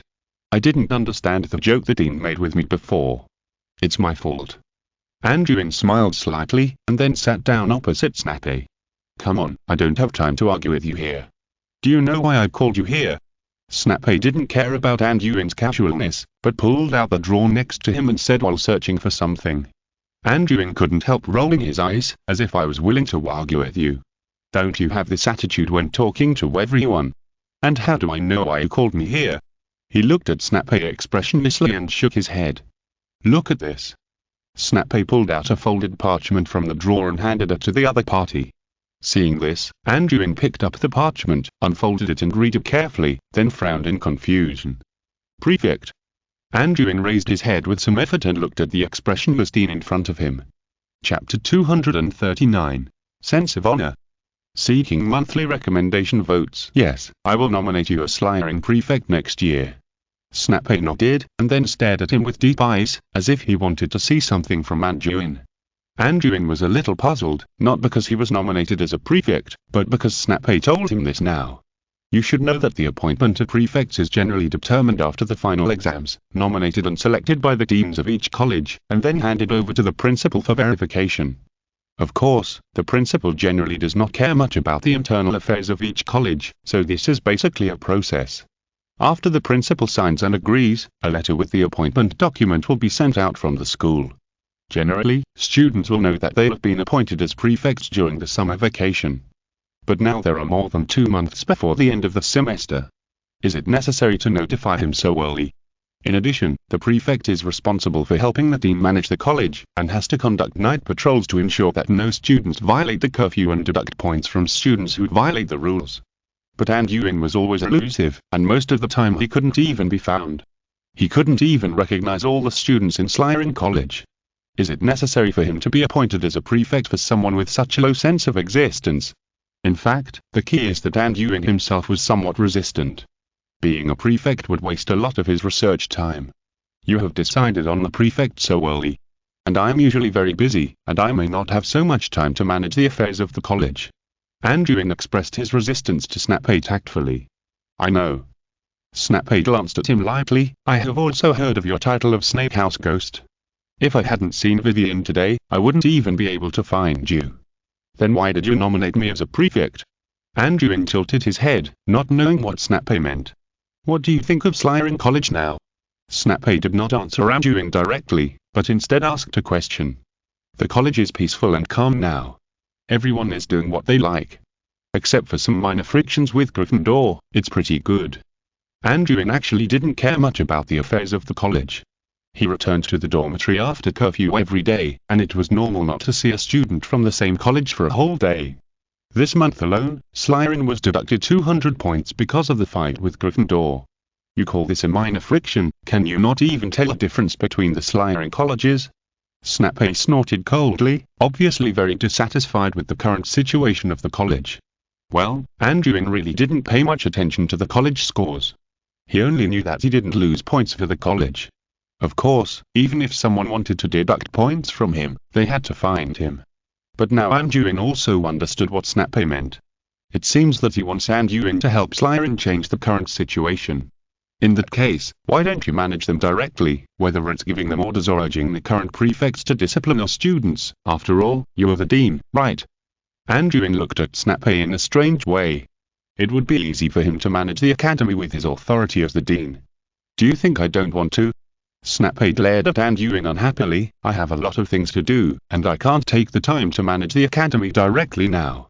And do you think these little snakes can change just by talking? Slytherin has been lax for too long. The guys led by Axley set a bad example for them, causing them to only care about themselves now and completely ignore the honor of the academy. Snape was also quite helpless about this. Dumbledore simply used him like a waste of money. He had to constantly worry about the courses in the academy and pay attention to the movements of the Death Eaters outside the school. Although the situation was very tense now, he couldn't let go completely. It would take at least 1 to 2 years to clean up all the Death Eaters.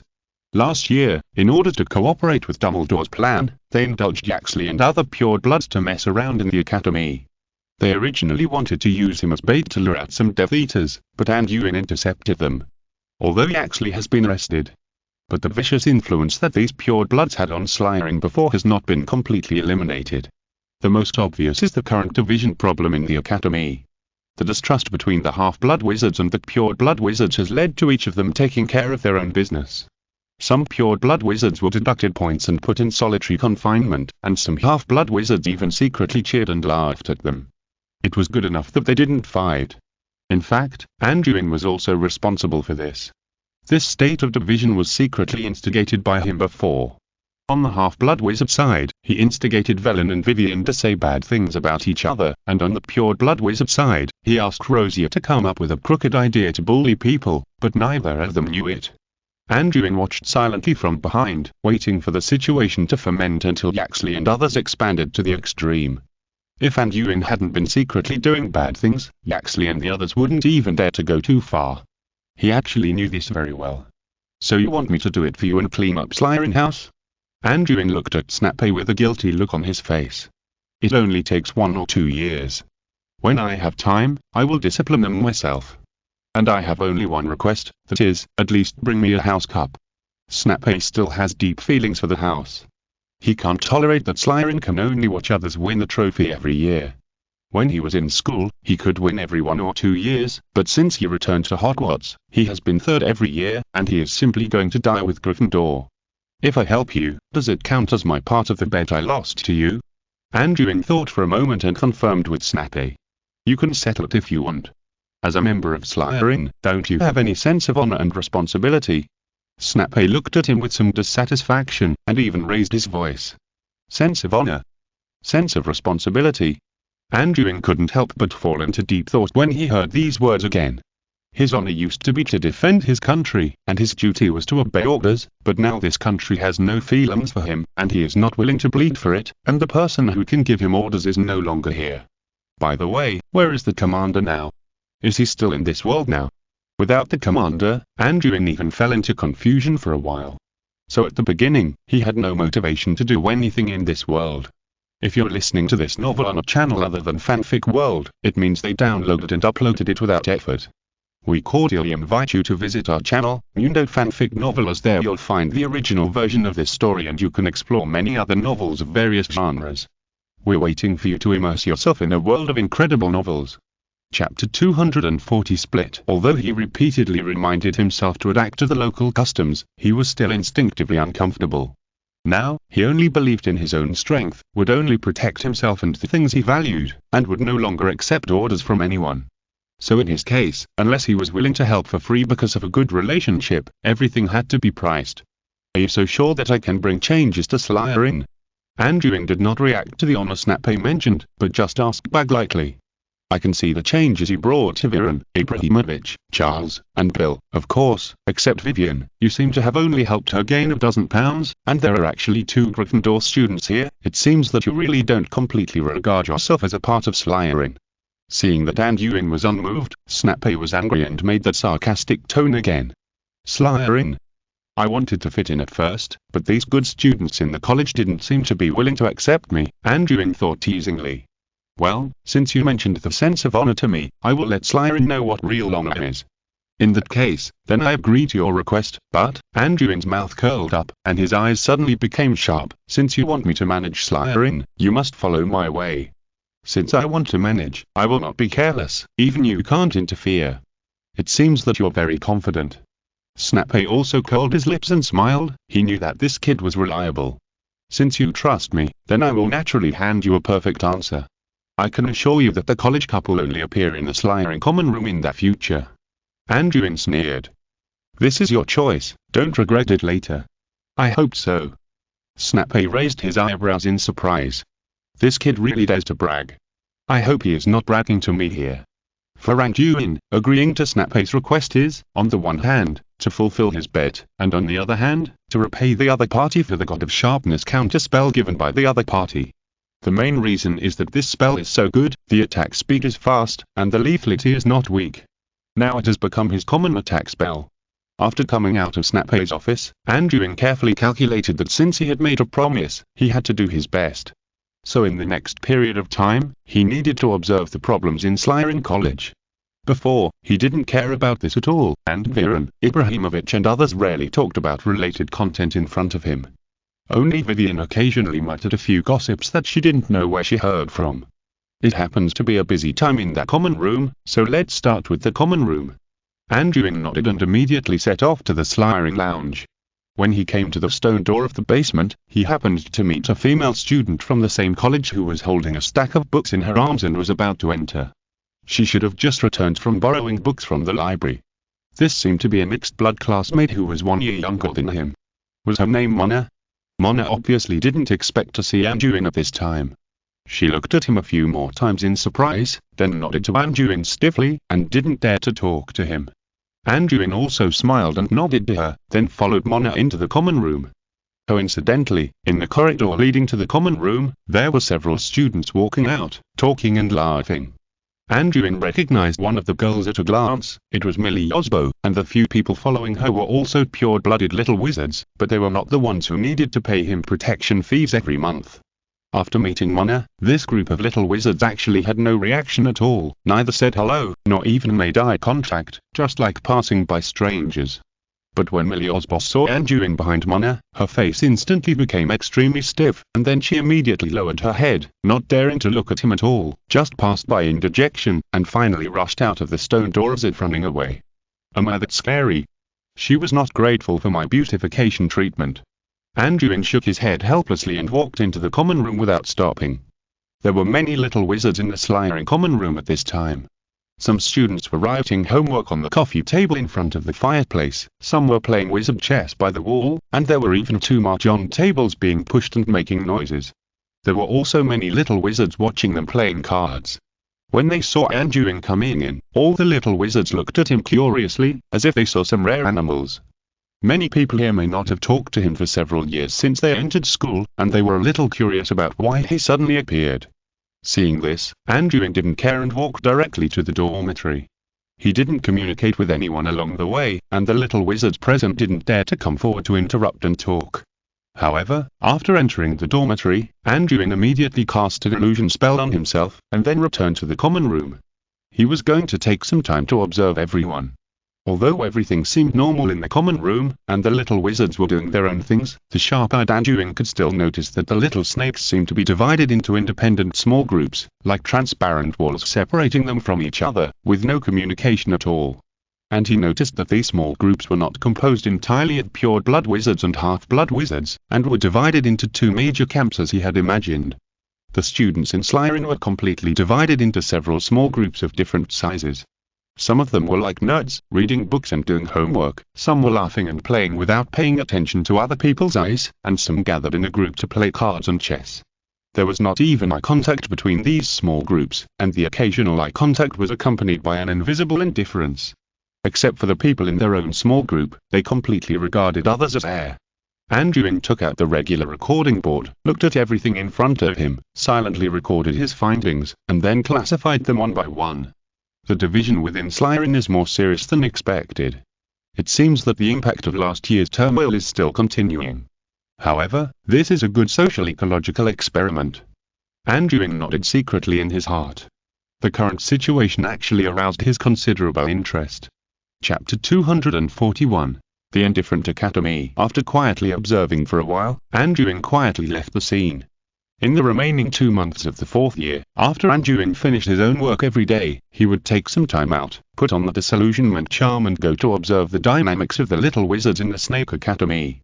This made him reacquaint himself with these students in the same academy, and he also wrote down a lot of names and corresponding evaluations on the record board. Sometimes he would be like a stalker, silently following a few students in the Snake Academy, quietly peeping at these people's daily life scenes, who they contacted every day, and who they talked to. During this period, he quietly observed many scenes that he found very interesting. For example, he watched the whole process of 2 couples talking about love.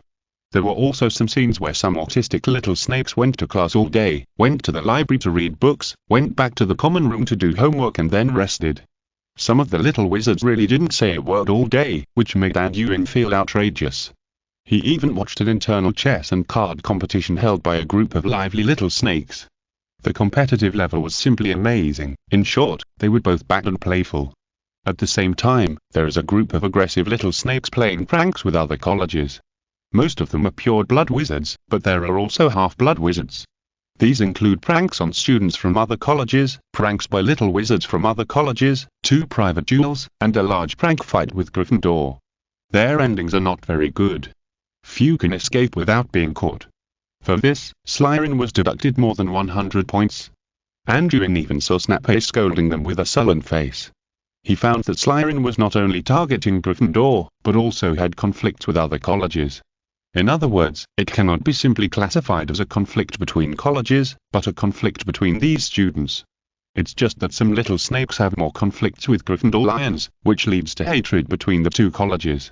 Then some lions will run to play pranks on some little snakes that they don't know and don't join the dispute, and vice versa. This can easily lead to escalation of conflicts. Many little snakes and lions who are not interested in fighting are also forced to join the fight, which eventually leads to the snowball rolling bigger and bigger.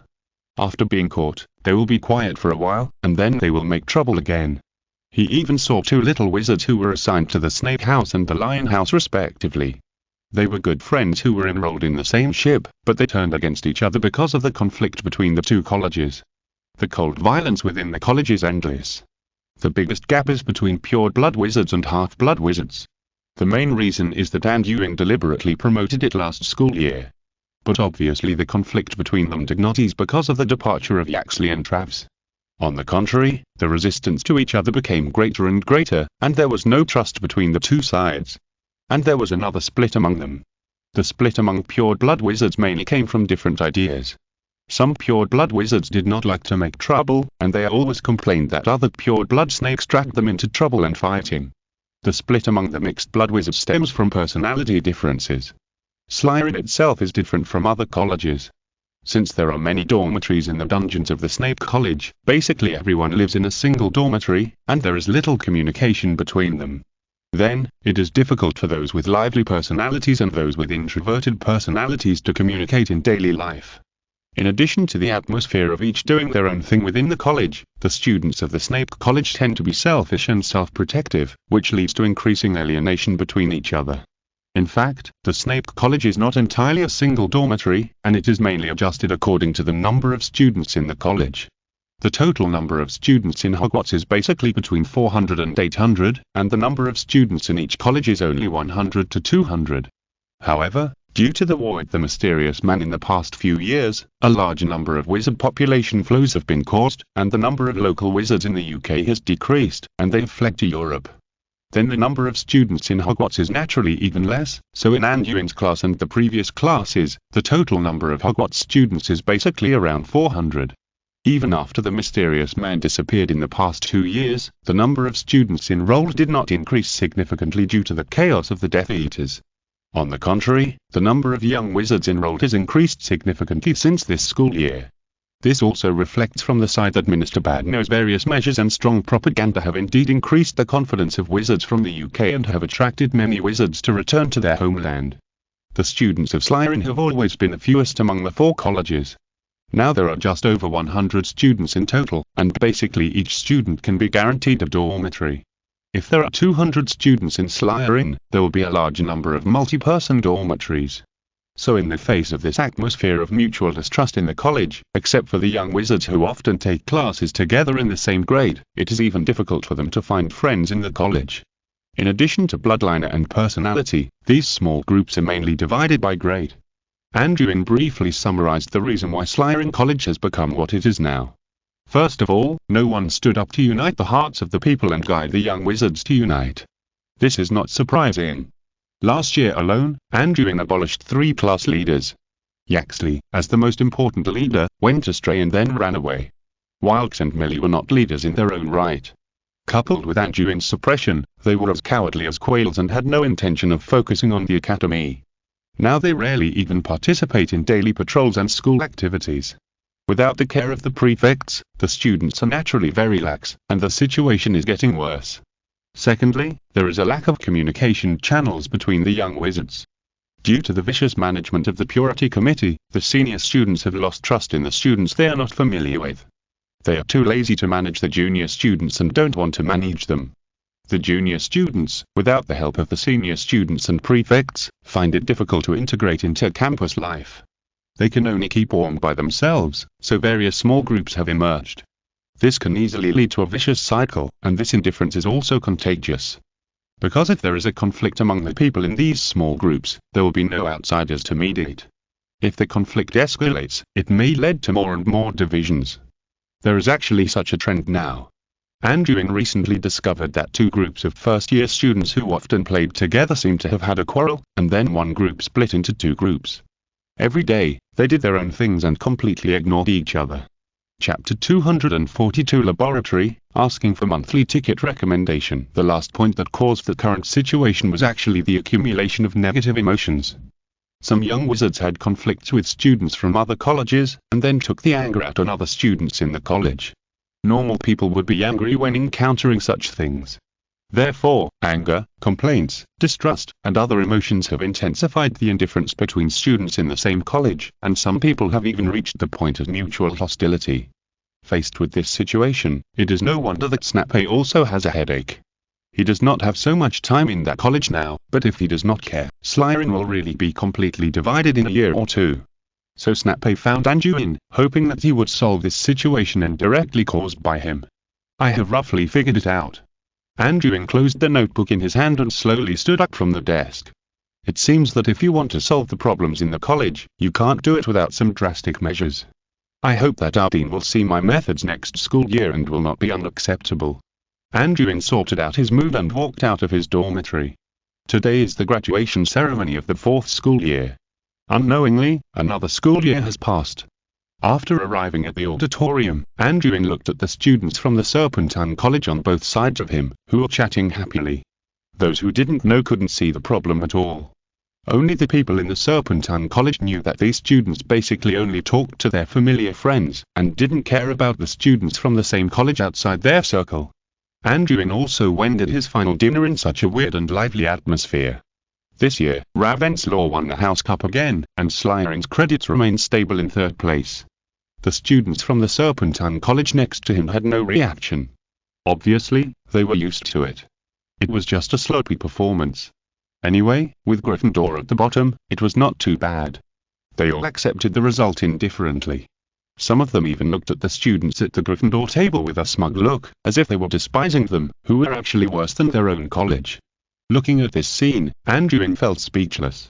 The second to last had the nerve to mock the last. He even felt a sense of absurdity as if he was watching a magical realist work.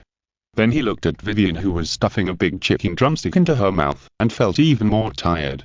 "Hey, big sister, this is the 6th chicken drumstick you have eaten. Can you eat more?" Ever since Vivian and Charles started dating, she started to let herself go, eating and drinking all day long, and even ignored Anduin, who wanted to supervise her to lose weight. Well, it seems that I have to find something for Vivian to do next school year, otherwise this girl will die of obesity sooner or later. After the end of term ceremony, Anduin took the return train the next day, but this time he was no longer alone, but took Kiki and Hog with him. Kiki has already recognized Anduin as the master and only obeyed his orders, while Hog regarded him as a benefactor and always followed his lead. It happened that Anduin now had a foothold in the wizarding world, otherwise there would be no place to accommodate them. Taking Kiki and Hog back to the residence at 277 Diagon Alley, Anduin spent some time to clean up the 2nd bedroom on the 3rd floor of their residence. Anduin's bedroom was large enough to be divided into a study, and he had moved all the lamps to the basement. Since the underground warehouse had been completely emptied, he had enough space to configure the test area, so he specially arranged the warehouse area and the bedroom in the basement into 2 laboratories with different functions. In the area that originally belonged to the warehouse, he specially sealed a wall to separate it from the corridor, and the hole was rectangular. He placed many bookshelves and a desk in it, and also spent a huge amount of money to purchase a room workbench, which was specially used to study spells and magic. At the same time, he occupied part of the space in this room and built a vertical shooting range, which could be used for daily practice of spells and testing new spells. After all, this room occupied a large area. The other room was originally a bedroom. Although it was smaller than the spell laboratory, it was also spacious. He arranged several workbenches here, on which there were many test equipment such as scales and beakers. He arranged this room into an operating room for brewing potions and making alchemical props. Many semi-finished alchemical props were scattered on the operating table. He left his original bed, so that he would have a place to rest if he was tired during the research. He also arranged a spellery in the operation room for ventilation and temperature and humidity adjustment. In addition to the existing protection and energy gathering arrays, this place also served as the array control center of the entire building. In order to support the subsequent research and experiments, Anduin purchased a large amount of materials and equipment after returning. In addition to some rare local materials that Karkaroff secretly brought back from overseas, he consumed a lot of resources and wealth. He obtained a huge amount of more than 15,000 gold galleons and a large amount of materials during the summer vacation last year. He suddenly became rich and started to do experiments and make alchemical props this year. Among them, although a lot of materials were consumed, he had been saving the most precious refined mithril, ulim steel and disamithril. The main loss was still those common materials, so the impact was not great. But the consumption of gold galleons was very fast. Just purchasing the top-of-the-line room workbench cost him 3,000 gold galleons. The main reason was that this thing did not exist in the UK. He asked Professor Bones to help buy it from Cairo, In addition to the purchase of some basic materials and equipment, he had spent 5,000 gold galleons this year. If this trend continues, without new sources of income, Anduin might have to spend all the money after graduation. The main reason was that he was no longer alone. He had to pay for the equipment and food of Kiki and Hog, and he had many research projects waiting to be invested. First of all, he had to study the magic of thought and memory. He had never forgotten his promise to little Neville, but he had always been weak in this area, and lacked information and experimental materials. At the same time, there was the development of the Wild Thunder rune. The biggest expenditure this year was mainly on this rune. Just testing the materials that could carry the rune, testing the power and loss cost him a lot of money on materials. Others include in-depth research on the control of runes, the development and application of blood magic, and his ongoing training, which require long-term testing and investment. These are the big expenses, not to mention some of the inspirations that flash into his mind from time to time, which he needs to verify. Chapter 243 Design Drawing, asking for monthly ticket recommendation. This has caused Anduin to be a little worried recently. Although he has a lot of wealth, he still feels short of money. Faced with this situation, it is impossible to save money. It seems that he has to think of other ways to increase income. He originally planned to consider doing business after graduation, but he had to plan ahead. A month after Anduin returned to his home of 277 diagonally, he came to his alchemy laboratory as a routine, sat down in front of the workbench, and casually opened a large piece of parchment with half a drawn alchemy instrument on it. Then he looked at the drawing in front of him and was obviously thinking. He was seriously thinking about the direction of his next work. Since he was doing business, his first choice was naturally the alchemy products he was most familiar with, and he couldn't waste it in a commercial area like diagonally. Just like the joke he saw with Ms. Null, he planned to open a company here to sell alchemy products. Since he was going to do business, he had to consider the supply and demand relationship. Compared with doing retail and selling some daily alchemy products, he preferred to do business directly with the Ministry of Magic. If he could become a stable supplier to the Ministry of Magic, it would be better than selling daily necessities one by one. The Ministry of Magic would not refuse to sell some products that are highly practical, have high consumption, and can significantly improve work efficiency. Moreover, he had already laid the groundwork before. After communicating with Aurors like Moody, he found that his tactical equipment still has a good market. Moreover, doing business with an organization like the Ministry of Magic also requires considering the relationship column. It is unrealistic to expect others to buy your things because your products are of good quality. Anduin had helped the Minister of Magic a lot before. Minister Badno must be easy to talk to. The new director of the Law Enforcement Department is Professor Bone's sister, and she is also half of his own people. Not to mention Moody of the Auror Command. Now they have a good relationship and are almost sworn brothers. Now that there is a sales channel, there is a specific idea. Now we have to consider the product issue. First of all, the protective amulet, flash amulet, sonic boom amulet, etc. That he showed to Moody before can all be used as regular flagship products. These standardized props are consumables that need to be replenished frequently. Moreover, he could cut corners a little after mass production and reduce their duration. In this way, even if a single amulet is not used, it can only last for 3 months.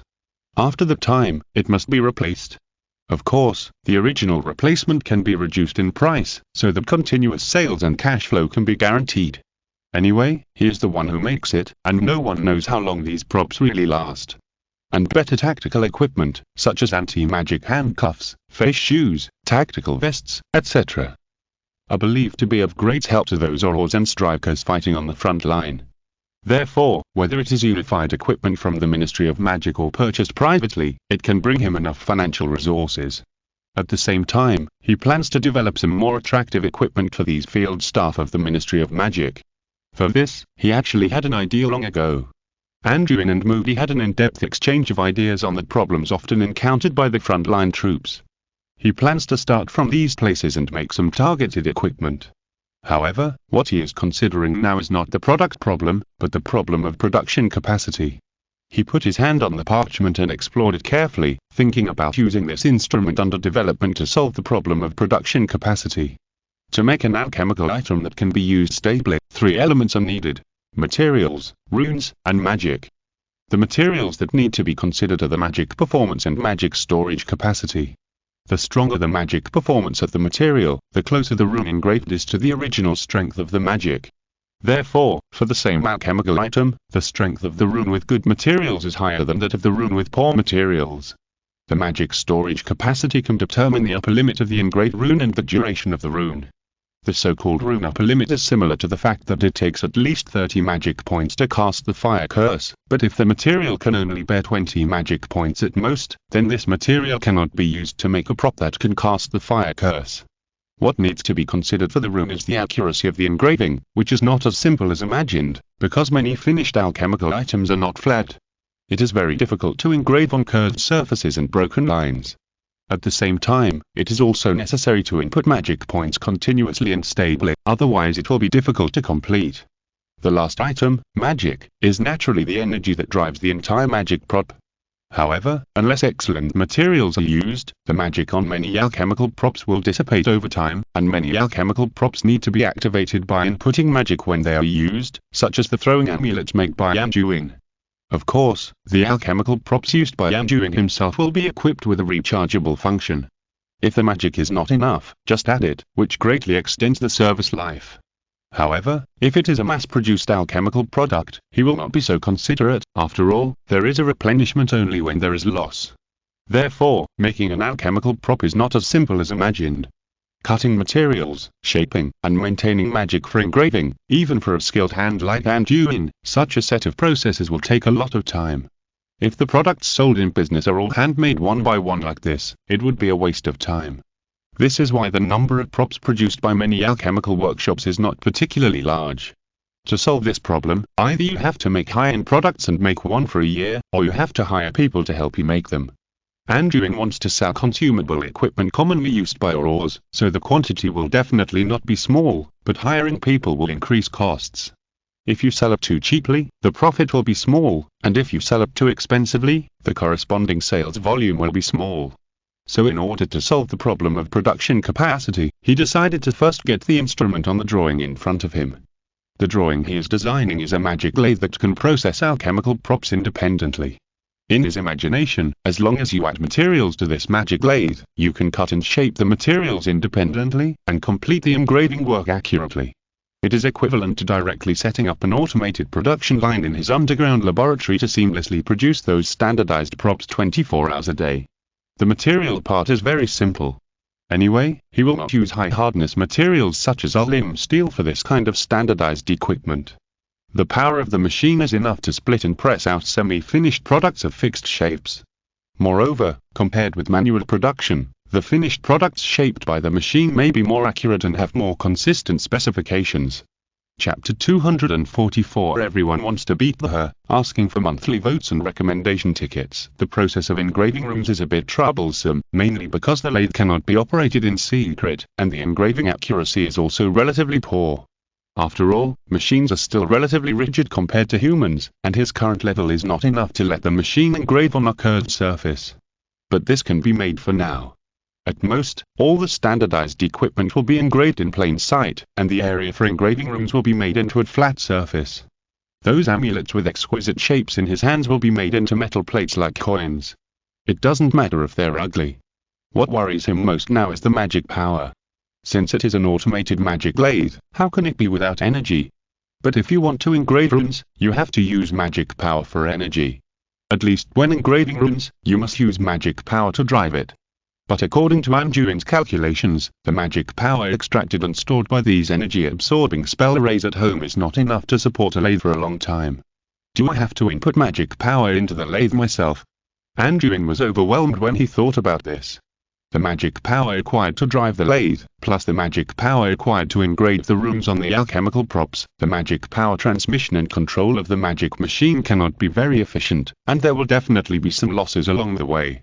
Calculated in this way, the magic power required to make an ordinary protective amulet with a lathe is 3 times the magic power consumed by Anduin himself to make an amulet. Even if Kiki and Hog are all included, they can't work for long even if they're exhausted. Moreover, since all the magic power is given to the lathe, they don't need magic power themselves. This way is obviously not feasible. Then hire someone to replenish the magic power. This is more cost-effective than directly hiring experienced people who can help engrave runes, but he doesn't want to expose the secret instrument of the lathe.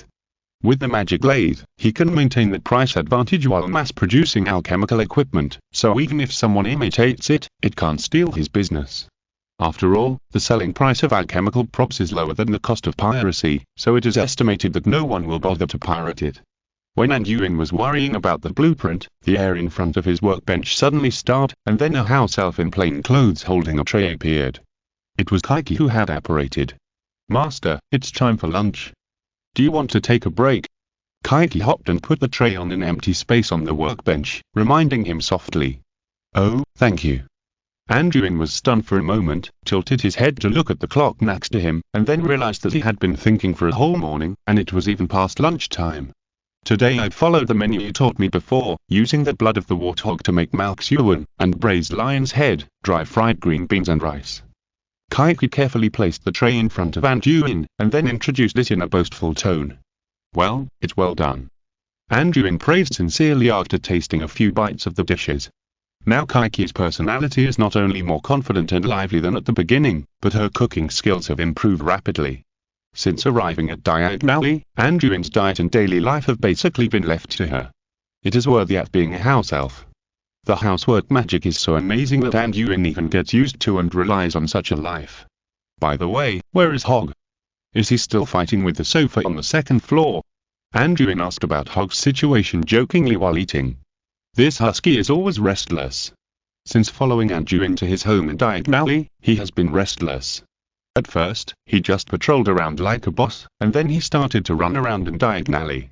At first, Anduin's neighbors actually liked this cute silly dog. They would play with him from time to time and occasionally feed him some food. But since he bit off the table leg of Ms. Nell next door, knocked over 2 rows of wand shelves in Ollivander, bit a Gringotts Scotland, peed in front of Flourish and Blots for 2 consecutive days, and always drooled at the round-faced fat chicken in Ea's owl shop. Finally, he became a rat that everyone in Diagonally wanted to kill. Even Tom would shout Merlin's beard when he saw him. Now Hog has achieved the grand slam of being refused entry by all the shops in Diagonally. This also made Anduin extremely embarrassed. In the first few days, he had to take Hog to apologize to others, just like a child at home who hit someone. Since then, Anduin has been keeping a close eye on Hog and not allowing him to run out and cause trouble. This guy is really a worry when he gets wild. But Hog, who can't go out, can't be idle every day. Then he starts to make trouble in the house, either fighting with tables, chairs and benches, or looking at pots and pans with dislike. These 2 days, he seems to hate the sofa on the second floor, always wanting to bite it to pieces. Fortunately, Anduin can use magic, and these small injuries can be repaired with a wand. Let him bite if he likes. But he dare not let Hog run to the basement. If he breaks the half-finished magic equipment or magic circle, it will be troublesome. It seems that he has changed his nature today. He no longer bites the sofa, but scratches the thing called a table lamp that his master brought back. Kiki recalled the scene he saw in the morning and told him everything. "What a joke. I bought that device for research. Don't break it." Anduin stood up immediately after hearing this. He had to go and warn Hog not to mess around. Anduin always likes to buy some electrical appliances from the Muggle world. He mainly wants to study the internal circuits, wiring, motherboards, etc. to see if he can provide some inspiration for his lathes, rune arrays, and alchemical props. There is no electricity in Diagonally, so these appliances cannot be turned on. Now I don't know if they are broken or not. After finishing the meal in a hurry, Anduin dragged Kiki to the second floor through apparition. As soon as he appeared, he saw Hog doing something. Hog raised his hips and arched his back, sticking his butt out facing the tall table lamp that Anduin bought a few meters away. He also activated the floating gun on his tactical vest and kept twisting his butt to adjust the position and aim. When Anduin appeared, the floater on Hog's back had already begun to flash with electric light. "Don't." Anduin saw this scene, and he was so shocked that he shouted to stop him. Hog's heart skipped a beat when he suddenly heard Anduin's voice. He knew he was screwed and had been discovered. But at this time he couldn't stop. In order to avoid being scolded, he had to quickly retract his magic power, but the floater on his back still fired, and a thin beam of electric current hit the lamp in front of him. Chapter 245 Discharge Test, asking for monthly ticket recommendation. It may be because Hog finally withdrew his strength. After the magical current hit the lamp, it flowed freely up and down along its metal rod. The whole lamp lit up like this. Although the light was flickering, it was indeed lit by the current emitted by Hog. Of course, the light did not last too long. After flickering for a few seconds, the lamp went out again. Hog seemed to be a child who didn't know he had made a mistake. He tilted his head, stuck out his tongue, and then looked at Anduin with white eyes and an innocent expression. It seemed to be saying, "What's wrong? What happened?" Seeing this scene, even Kiki covered her eyes with her hands in silence. This play was too fake. But after a long time, Kiki didn't hear Anduin scolding, so she had to look up at her master curiously. At this time, Anduin did not show a reproachful expression. Instead, he stared at the position of the lamp before, stroking his chin, looking thoughtful. "Master." Although Kiki didn't want to interrupt Anduin's thoughts, Hog was looking at him eagerly at this time, and the whole second floor was also in a mess. Although it seemed that Hog didn't break the lamp, other places around it were damaged. "Hog, how much magic power did you output with the current you just fired?" Anduin directly ignored Hog's stupidity and asked in a calm tone. Magic power." Hog tilted his head to one side, and gradually tilted it to the other side because of thinking. At first, it was just an expression of stupidity, but now it looked more and more real. "How much magic power?" "I don't know. The plasma cannon you just fired is obviously not at the maximum output power. Recall how much magic power you used." Anduin stared at Hog with a stern face and very serious, making him sweat. "I only know that I held back my power." Hog didn't dare to pretend anymore and could only tell the truth, "But I really don't know how much magic power I used. I feel that it was probably more than half of the normal plasma cannon, and roughly 1/4 of the magic power used." "Well, I see. We have to test it again." After getting the answer he wanted, Anduin nodded with satisfaction, and then tilted his head to look at Hog. "Hurry up and clean up here. If I see you using magic indoors again, I will confiscate your tactical vest." Hog was immediately frustrated when he heard this. He thought Anduin had forgotten what happened before, but it turned out that he still remembered it. But he didn't dare to disobey Anduin, so he had to be honest. After teaching Hog a lesson, Anduin quickly walked to the lamp, lifted it up, and then apparated back to the underground laboratory with the lamp. After returning to the basement, Anduin drew out his wand and carefully gathered his magic power. Soon, a not-so-bright electric light popped out from the tip of the wand and came into contact with the lamp.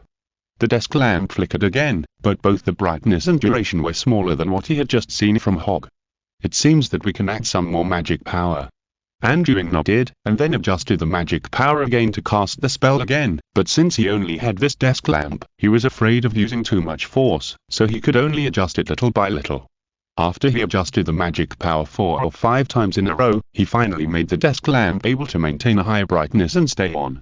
The reason why he suddenly became interested in this desk lamp was mainly because Hog's action of lighting the desk lamp gave him inspiration. That is, the conversion between electrical energy and magic power, which may directly solve the problem of the source of magic power for him. When he was studying the Wild Thunder magic rune before, he had been pursuing the role in battle, so he had always ignored the corresponding functions in life and assistance. The electricity generated by the Wild Thunder is composed of magic power, so can ordinary electrical energy, or the electrical energy in the Muggle world, be converted into magic power through reverse conversion? This is also that first question he thought of after seeing Hog use electric current to directly drive electrical appliances such as desk lamps. If electrical energy can be reversely converted into magic power, then the energy problem that he has been worrying about can be easily solved. In the Muggle world, electricity is very abundant. As long as you get a machine like a diesel generator, you can generate electricity continuously.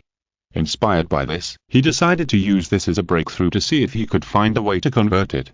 However, although lightning magic such as Wild Thunder can generate electricity, it is still different from normal electricity, especially the electricity in the Muggle world.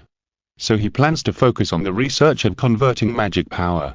The next day, Anduin took some time to go out and bought a civilian fuel generator and several barrels of gasoline, and used the generator to conduct an electricity conversion experiment. After all, he had only seen that the electricity generated by lightning magic had an effect on electrical appliances, but he didn't know how much effect the electricity generated by Muggles could have. After returning to the laboratory, Anduin started the generator and couldn't wait to start the current conversion test. The first thing he had to do was to test whether the electrical energy could be directly converted into magic power. After all, they were both elemental energies, and they might be interconnected. Anduin pulled out the wires from the generator, and then connected the high-voltage voltmeter, coupling capacitor, measurement circuit, discharge calibrator, and dual-pulse generator to make a discharge unit that can accurately measure voltage and power.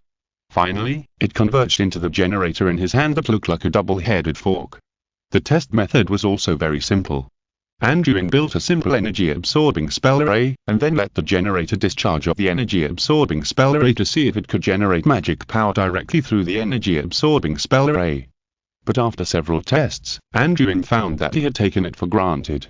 The electric energy released by the engine had no reaction to the energy-absorbing spell array at all. At the same time, he also did discharge tests on several alchemical amulets, and there was no interaction.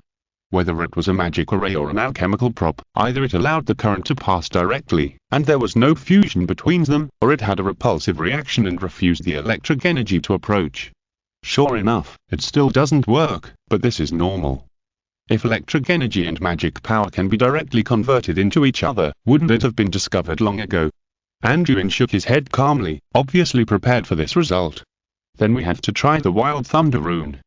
This rune should be able to react to the electrical energy in nature. After all, it was formed by absorbing a large amount of thunderstorm charges when it was created. Chapter 246 Visit, asking for monthly ticket recommendation. When it was time to test the Wild Thunder rune, Anduin first took out a crystal ball that could temporarily hold the rune, then used magic to construct a complete rune and poured it into the crystal ball. After that, Anduin did not immediately start to discharge the rune with the discharger, but raised his left hand towards the crystal ball. At this time, a silver snake slowly stretched out from Anduin's sleeve. It was his soul-binding snake. The soul-binding snake put its head in front of the crystal ball, then slowly opened its mouth and sucked hard. Then the Wild Thunder rune in the crystal ball gradually dimmed visibly. Of course, Anduin did not drain all the magic power from it, but left a part of it in the rune. The reason why he did this was because of the special nature of the Wild Thunder rune. A complete Wild Thunder rune can actually store a large amount of lightning magic power, and it can even be said that it can compress almost unlimited electrical energy, just like his God-destroying slash, which compress a large amount of magic power into the rune and transforms it into lightning with outrageous damage. But the higher the density of lightning in the Wild Thunder magical script, the more difficult it is to charge it. Anduin felt that if he took the complete Wild Thunder magical script directly, the generator might not be able to inject the generated current into the magical script. So he first extracted a part of the magic power in the magical script so that he could observe it better. Then Anduin took the generator and aimed it at the Wild Thunder magical script and began to discharge. Sure enough, as Anduin expected, natural electricity could react with the Wild Thunder magical script. When the current that was sizzling in the middle of the double-headed fork of the generator approached the magical script, it seemed to be attracted by something and slowly but continuously flowed into the magical script. The originally dim Wild Thunder magical script also began to slowly brighten with the inflow of electricity, until after the continuous input of dozens of seconds, the light on the Wild Thunder magical script became more dazzling than when it was just summoned. But at this time, the current in the generator stopped flowing into the magical script. It was obvious that the density of electrical energy in the magical script was relatively saturated, and the pressure of the generator was not enough to continue to discharge into it. Anduin then tested the ordinary lightning magic runes again, wanting to see if only the Wild Thunder magic runes were special, but the result told him that only the Wild Thunder magic runes were so special, and the ordinary lightning magic runes had no reaction to natural electrical energy. However, Anduin was already very satisfied with this, as this test had already proved that the Wild Thunder magic runes could indeed absorb natural lightning. In this case, his previous idea was achievable, as long as the electrical energy was added to the Wild Thunder magic runes, and then the magic power was extracted from the Wild Thunder magic runes, it would be equivalent to completing the conversion of electrical energy into magic power. Although such a step was indeed more troublesome, and it seemed that only Anduin holding the Wild Thunder magic runes could do this. However, such a troublesome conversion method must have a lot of losses, and the next thing to do is to test a set of solutions with the least loss and the highest conversion efficiency. Then, in the remaining month of the summer vacation, Anduin completely stayed in the basement, and wholeheartedly began to test the converter. What kind of material should the converter be made of? What kind of structure should the magic rune have? Should it be engraved on the material or directly stored in the energy storage crystal? And the size of the instrument, the impact of the specifications on the conversion efficiency, etc. All need to be tested one by one. Anduin has no tricks for this. He can only use the exhaustive method, testing various materials and methods. As a result, he spent the entire summer vacation and still couldn't find the most satisfactory converter solution, not to mention the lathe that was still drawing blueprints. It seems that it is unlikely to complete the design and manufacturing of the lathe in this summer vacation, and this part of the work can only be transferred to Hogwarts.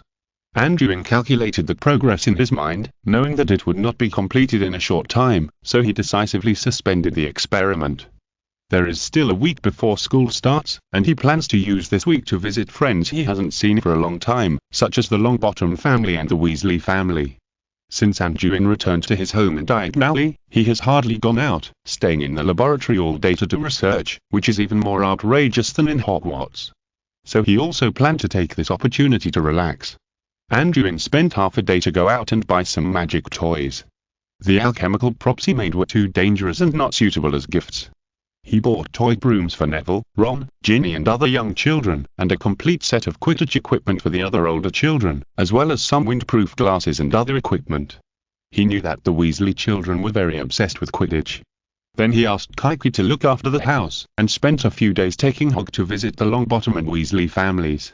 He didn't dare to just leave this at home, and he had to take it with him all the time.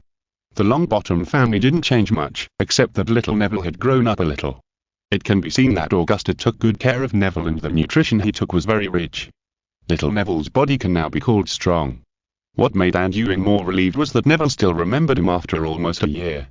It was actually quite good for a relatively young child to have such a memory. However, Augusta was still very strict with Neville. Perhaps she was disappointed with Neville. Even though Neville was only 5 years old, he was very well behaved under her strict teaching.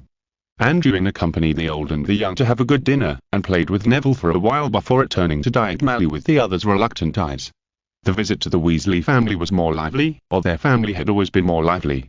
This year, the Weasleys had an important thing, that is, their second son Charlie was about to enter Hogwarts. When Anduin arrived at the Burrow, the Weasley children were playing around and putting on the newly bought school uniform for Charlie. They originally wanted to give Charlie the first-year school uniform that Bill had eliminated, but Bill's old clothes were too worn out. When Bill first started training under Anduin, he basically wore the school uniform to participate in training. As a result, in just 1 year, the school uniform was basically scrapped. Later, Anduin bought them all sportswear, which saved them from the problem of running in long robes. The Weasley kids were so excited to see Anduin coming that they surrounded him and greeted him, the big brother who had conquered them with his delicious food. If you're listening to this novel on a channel other than Fanfic World, it means they downloaded and uploaded it without effort. We cordially invite you to visit our channel, Mundo Fanfic Novel, as there you'll find the original version of this story and you can explore many other novels of various genres. We're waiting for you to immerse yourself in a world of incredible novels. Chapter 247 The Weasley Family, asking for monthly recommendation tickets. Brother Anduin, you finally came to see us. This is Charlie, who is very normal. Brother Anduin, look how happy Charlie is in his school uniform. These are the twin brothers who always like to make fun of their brothers. Brother Anduin, I heard from Bill that you will be appointed as the prefect next year. That's amazing. How did you become the prefect? This is Percy, who is serious. Even Ginny and Ron, who were only 3 or 4 years old, followed their brothers and rushed up, screaming and circling around Anduin. When they noticed the big husky next to Anduin, their reaction became more intense. In an instant, they gathered together and surrounded Hog. Hog had never seen such a scene before. 7 wizards of all sizes surrounded him like this, and his little face turned pale with fear. Of course, his face was very pale to begin with. In response, Hog even put on a vicious and ferocious expression, ready to scare these little brats away. But he had no idea how brave the Weasley children were. They grabbed Hog and stroked him, patted his head, rubbed his belly, and the youngest Ginny even held Hog's tail and refused to let go. Woof! Hog looked at Anduin with a horrified look, and cast a little look for help. He was obviously unable to withstand the ravages of so many naughty children around him. Stop pulling, why is this little girl so heavy-handed? Grab my tail and pull it, if you pull it again, there will be no hair. Thinking of this, Hog looked at Anduin with a more helpless and pitiful look. Okay, Hog is not used to being paid attention to by so many people. Come here, I brought you gifts. Anduin smiled and began to take things out of the space ring. Hearing the gift, the group of naughty children who were excitedly stroking the dog immediately changed their target and rushed to Anduin with expectation. Only Ginny, perhaps because of her young age, did not even understand the meaning of the gift. She still maintained a very tough posture, holding Hog's tail tightly, trying to drag him away alive. This time, Anduin bought a set of Quidditch protective gear and a complete set of equipment for each Weasley, but of course there was no broomstick, which was a bit expensive. It had been so long since he last saw these little brats, and to be honest, Anduin missed them a lot, so this time he spent a lot of money, spending more than 200 gold galleons to buy all these goodies. Of course, the most precious thing was the Quidditch equipment, and the golden snitch alone was worth more than 100 gold galleons. Seeing the brand new equipment that Anduin took out, the little Weasleys rushed up with their eyes shining and rushed to put it on. Charlie was the most excited among them. He was still wearing his school uniform, but he couldn't wait to try it on. After trying on the equipment, several people saw the brand new equipment and immediately became itchy, wishing to have a Quidditch game on the spot. Arthur, who was busy in the burrow, also heard the noise outside the door at this time. Curious, he ran out to take a look. Then he saw his group of children in a mess outside the door. Little Ron was riding a toy broom, gliding back and forth in the air half a meter above the ground, having a lot of fun. When he saw Arthur, he was even more happy to show his mouth full of fine teeth. Ron's brothers all surrounded Anduin, wearing the same leather Quidditch protective gear, and were pointing excitedly around a large box, looking eager to try. And Arthur's most beloved daughter, Ginny, was dragging a furry big dog at this time, and she was still struggling with this stupid big dog, pulling the dog's tail to death. But the dog was obviously stronger than Ginny, and was struggling to move forward slowly, trying to shake Ginny off, but Ginny stood straight, like a human brake, and did not give in, leaving only 2 small grooves on the ground plowed by Ginny's feet. Seeing this, Arthur was about to say something, but his group of older kids seemed to turn on a switch on the box in front of them, and then there was a bang, and a black shadow instantly shot up into the sky. Look, that's the quaffle, George, aim at it, I'll get the broom. Fred, one of the twins, said to his brother excitedly as he looked at the quaffle that shot up into the sky. Merlin's beard, stop immediately, be careful that the quaffle flies around and hurts your brothers and sisters. Arthur hurriedly shouted when he saw this.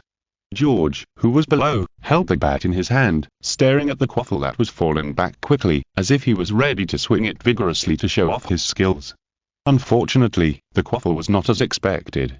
When it flew over everyone, it was instantly fixed in place, as if it was grabbed by a transparent big hand.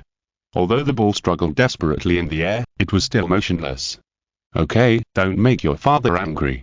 Now is not the time to play Quidditch. Take off your equipment first. Anduin smiled lightly and controlled the quaffle in the air to fall back into the box. Mr. Arthur, long time no see. Anduin turned his head and greeted with a smile. It's been another year, Anduin. You seem to have grown taller. You are 1.8 meters tall now.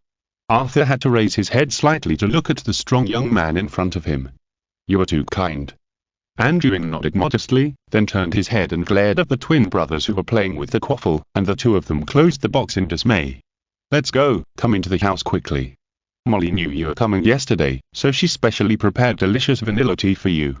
Arthur rubbed his belly happily and looked at Anduin. After turning his head, Arthur immediately changed his expression to a serious one.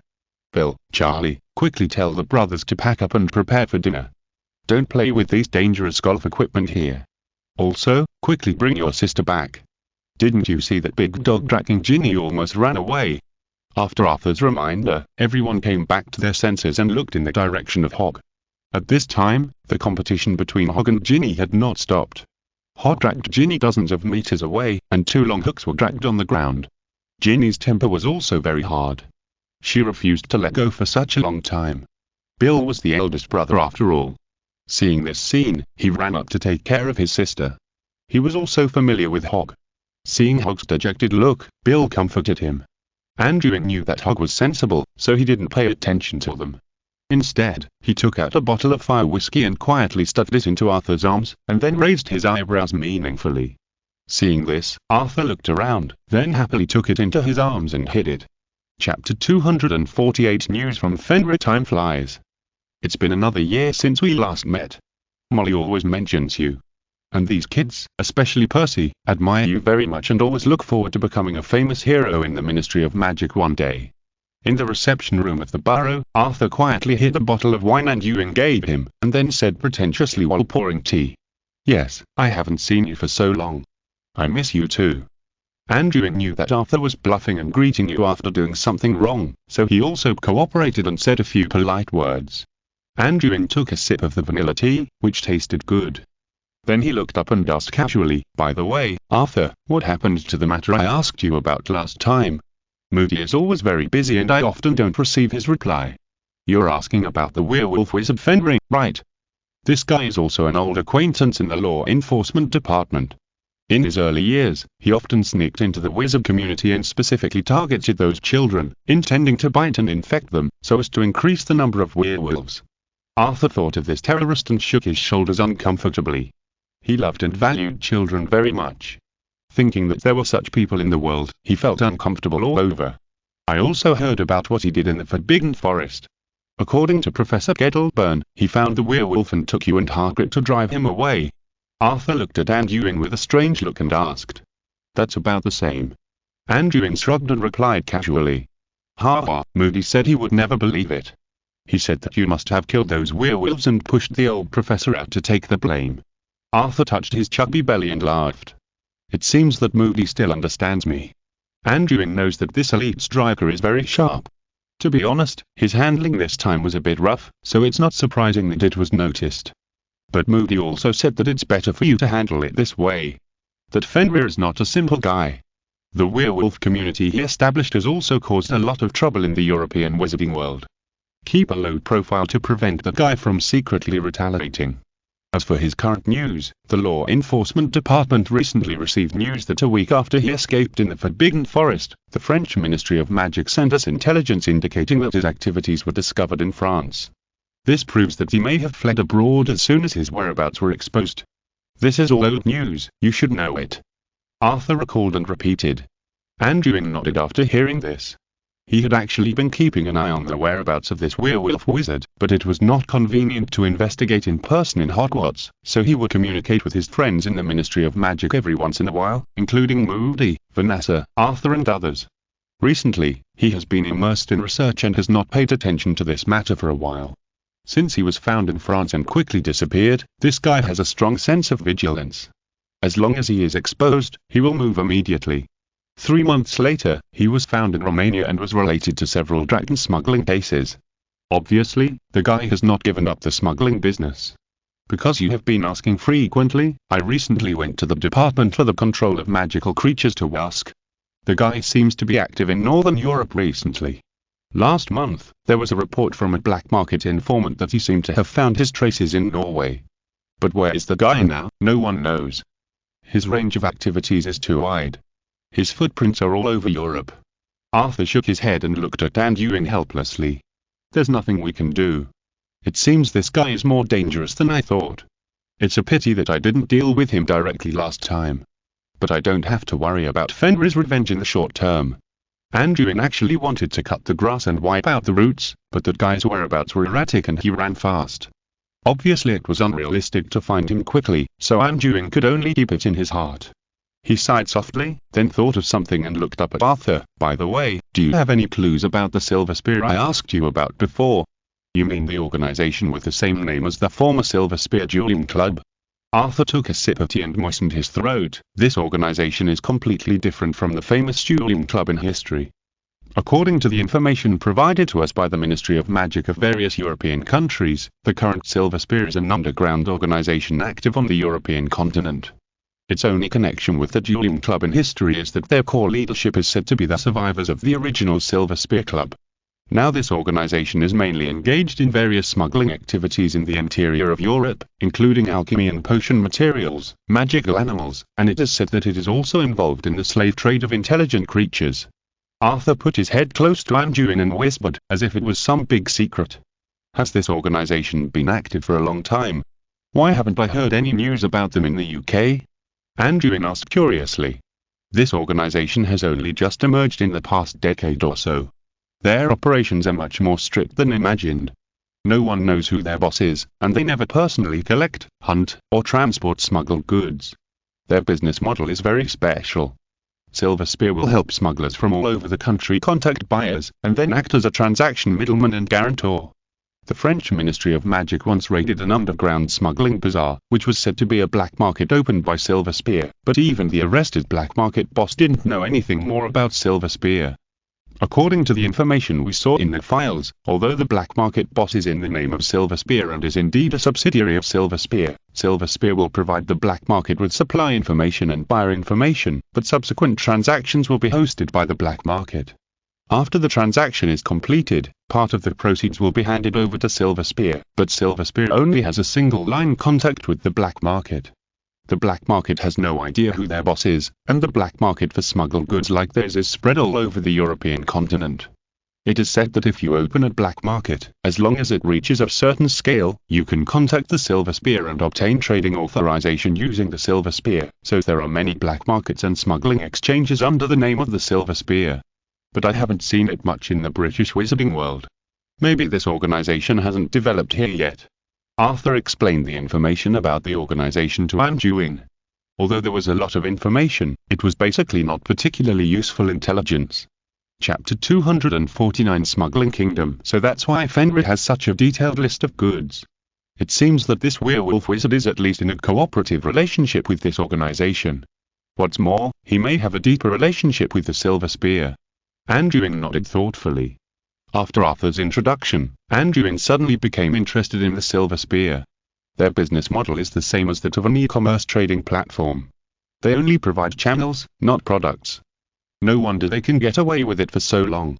Moreover, this organization has almost created a brand now, just like the beer billboards in the previous life. As long as they open a food stall, they can make a sign, but they don't have direct contact with the next customer, which not only increases their popularity but also ensures safety. Then the Ministry of Magic in Europe didn't think about wiping out this organization? Anduin asked curiously. Although the Silver Spear is well organized, this is the wizarding world after all. Various magics emerge in an endless stream, and it is possible to find some clues. That's not very clear. Foreign ministries of magic are not as stable as ours. Some countries' ministries of magic may be more chaotic. Arthur shook his head. Oh, what do you mean? Anduin was quite curious about foreign ministries of magic, and immediately became interested and asked. Give me an example and you will know. Arthur leaned forward slightly, getting closer to Anduin. Do you know the German Ministry of Magic? German Ministry of Magic? Anduin raised his eyebrows and looked at Arthur with a little puzzlement. I don't know the details. I only know that the German Ministry of Magic has been a little chaotic in the past few decades. This is actually caused by the turmoil in the Muggle world. It is said that their country is divided into two by a wall. One country is divided like two countries.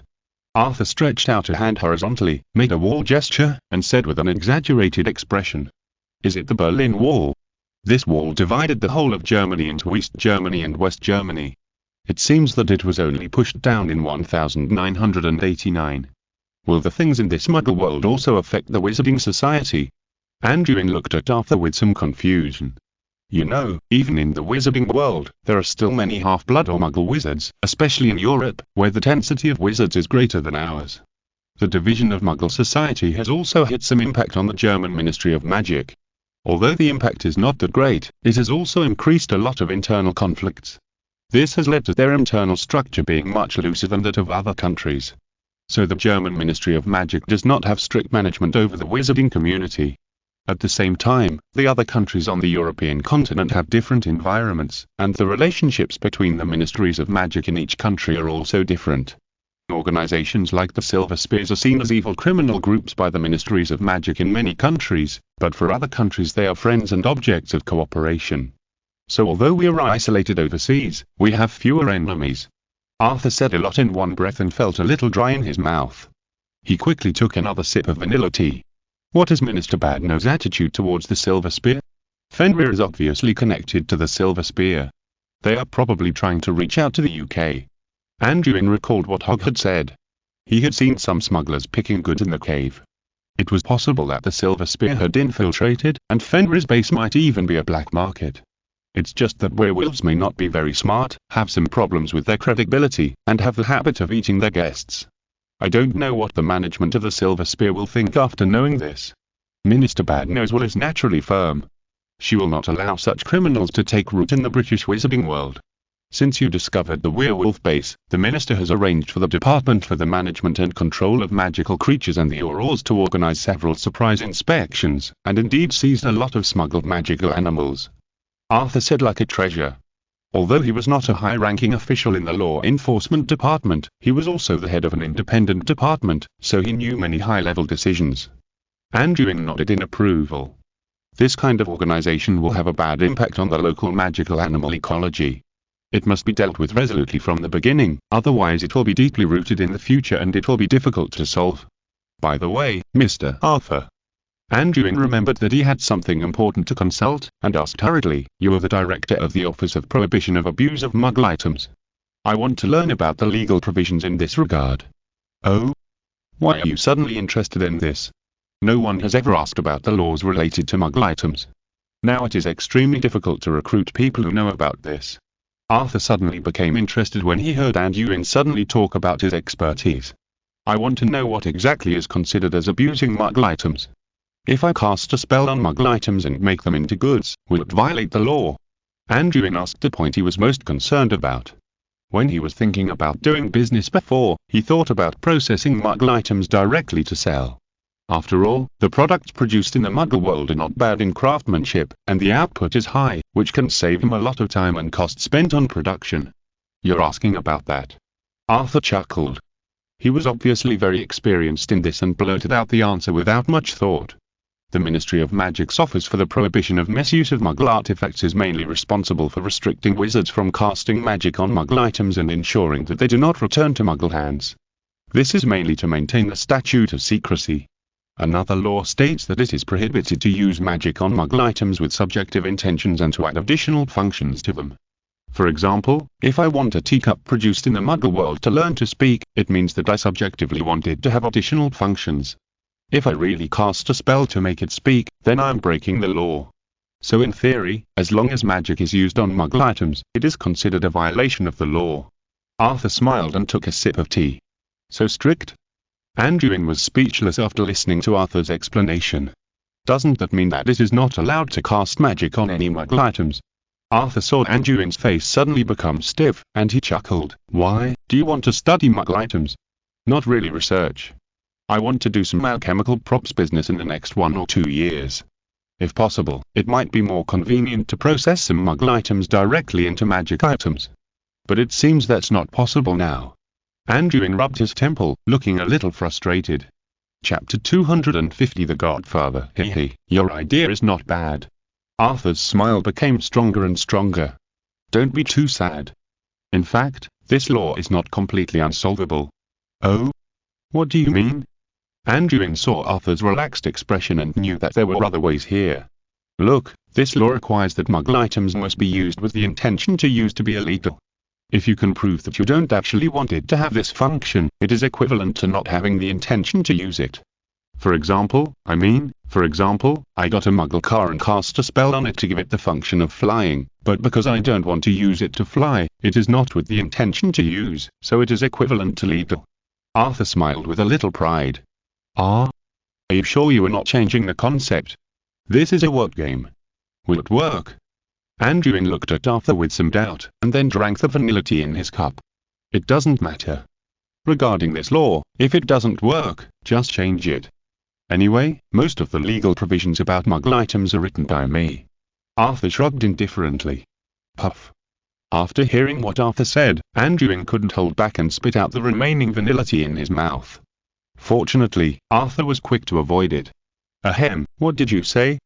Did you write the law prohibiting the misuse of Muggle items? Anduin choked on the tea and looked at Arthur with wide eyes while coughing. Why are you so nervous? Arthur looked at Anduin in confusion. In fact, I didn't write all of it.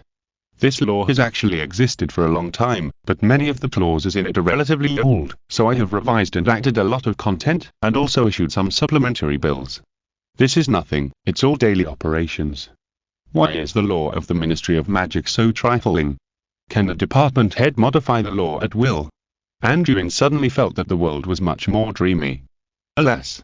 Arthur sighed, the main reason is that our offers prohibiting the misuse of Muggle items is still not taken seriously. Now there are only Perkins and I in the entire department. No one can help us with these legal clauses, so naturally we can only solve them by ourselves.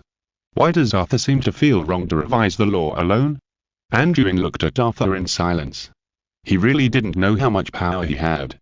Well, Anduin thought about it for a while, a little embarrassed, but couldn't help but say it. Then about the use of magic items made from Muggle items in business, can it be legalized and written into the law? Are you serious? I thought you were joking at first. Arthur laughed. Of course it's no problem, it's just a small matter. There have been many people who sold Muggle items that have been cast with spells before. In fact, most wizards don't know much about Muggles. Even if you cast a spell on Muggle items, they may not be able to tell. Just like the magic cantrip, it is actually a magic item developed by alchemists, but it is often regarded as a Muggle item that has been cast with a spell. So as long as it is not dangerous and does not fall into the hands of Muggles, we will not be particularly embarrassed. After all, it is enough for me to deal with those items that accidentally circulate in the hands of Muggles. In short, Muggles cannot see or possess magic props. This is the bottom line. I understand, Mr. Arthur. Anduin suddenly seemed to have reacquainted himself with Arthur. He did not expect that this usually amiable middle-aged uncle actually possessed such great power. Then the two chatted for a long time about Muggle items. Arthur was obviously more interested in how Anduin processed Muggle items. In Anduin's eyes, Arthur was more curious about Muggle items and Muggle life than other wizards he knew. He doubted whether Arthur could abide by the laws he had made. Just as the two were chatting enthusiastically, Molly, who was busy in the kitchen, also took the time to run out and chatted with Anduin for a while. At the same time, she also rejected Anduin's suggestion to help in the kitchen, obviously wanting him to taste her cooking skills. At this time, the children who were playing outside the house also rushed in. Under the command of Bill and Charlie, they changed their protective equipment one after another and did not touch the Quidditch equipment in their hands. Obviously, they were more afraid of Anduin than their family members. And Hog also followed everyone into the living room, but not alone. Bill obviously succeeded in getting Ginny to let go of Hog's tail, but he failed to help Hog get rid of Ginny's entanglement. Ginny, who had been following behind him with her tail, changed her position and now sat on Hog's back with a proud and arrogant look. Her two little hands tightly grasped the hair on Hog's neck, looking very imposing. Hog, on the other hand, had a numb face.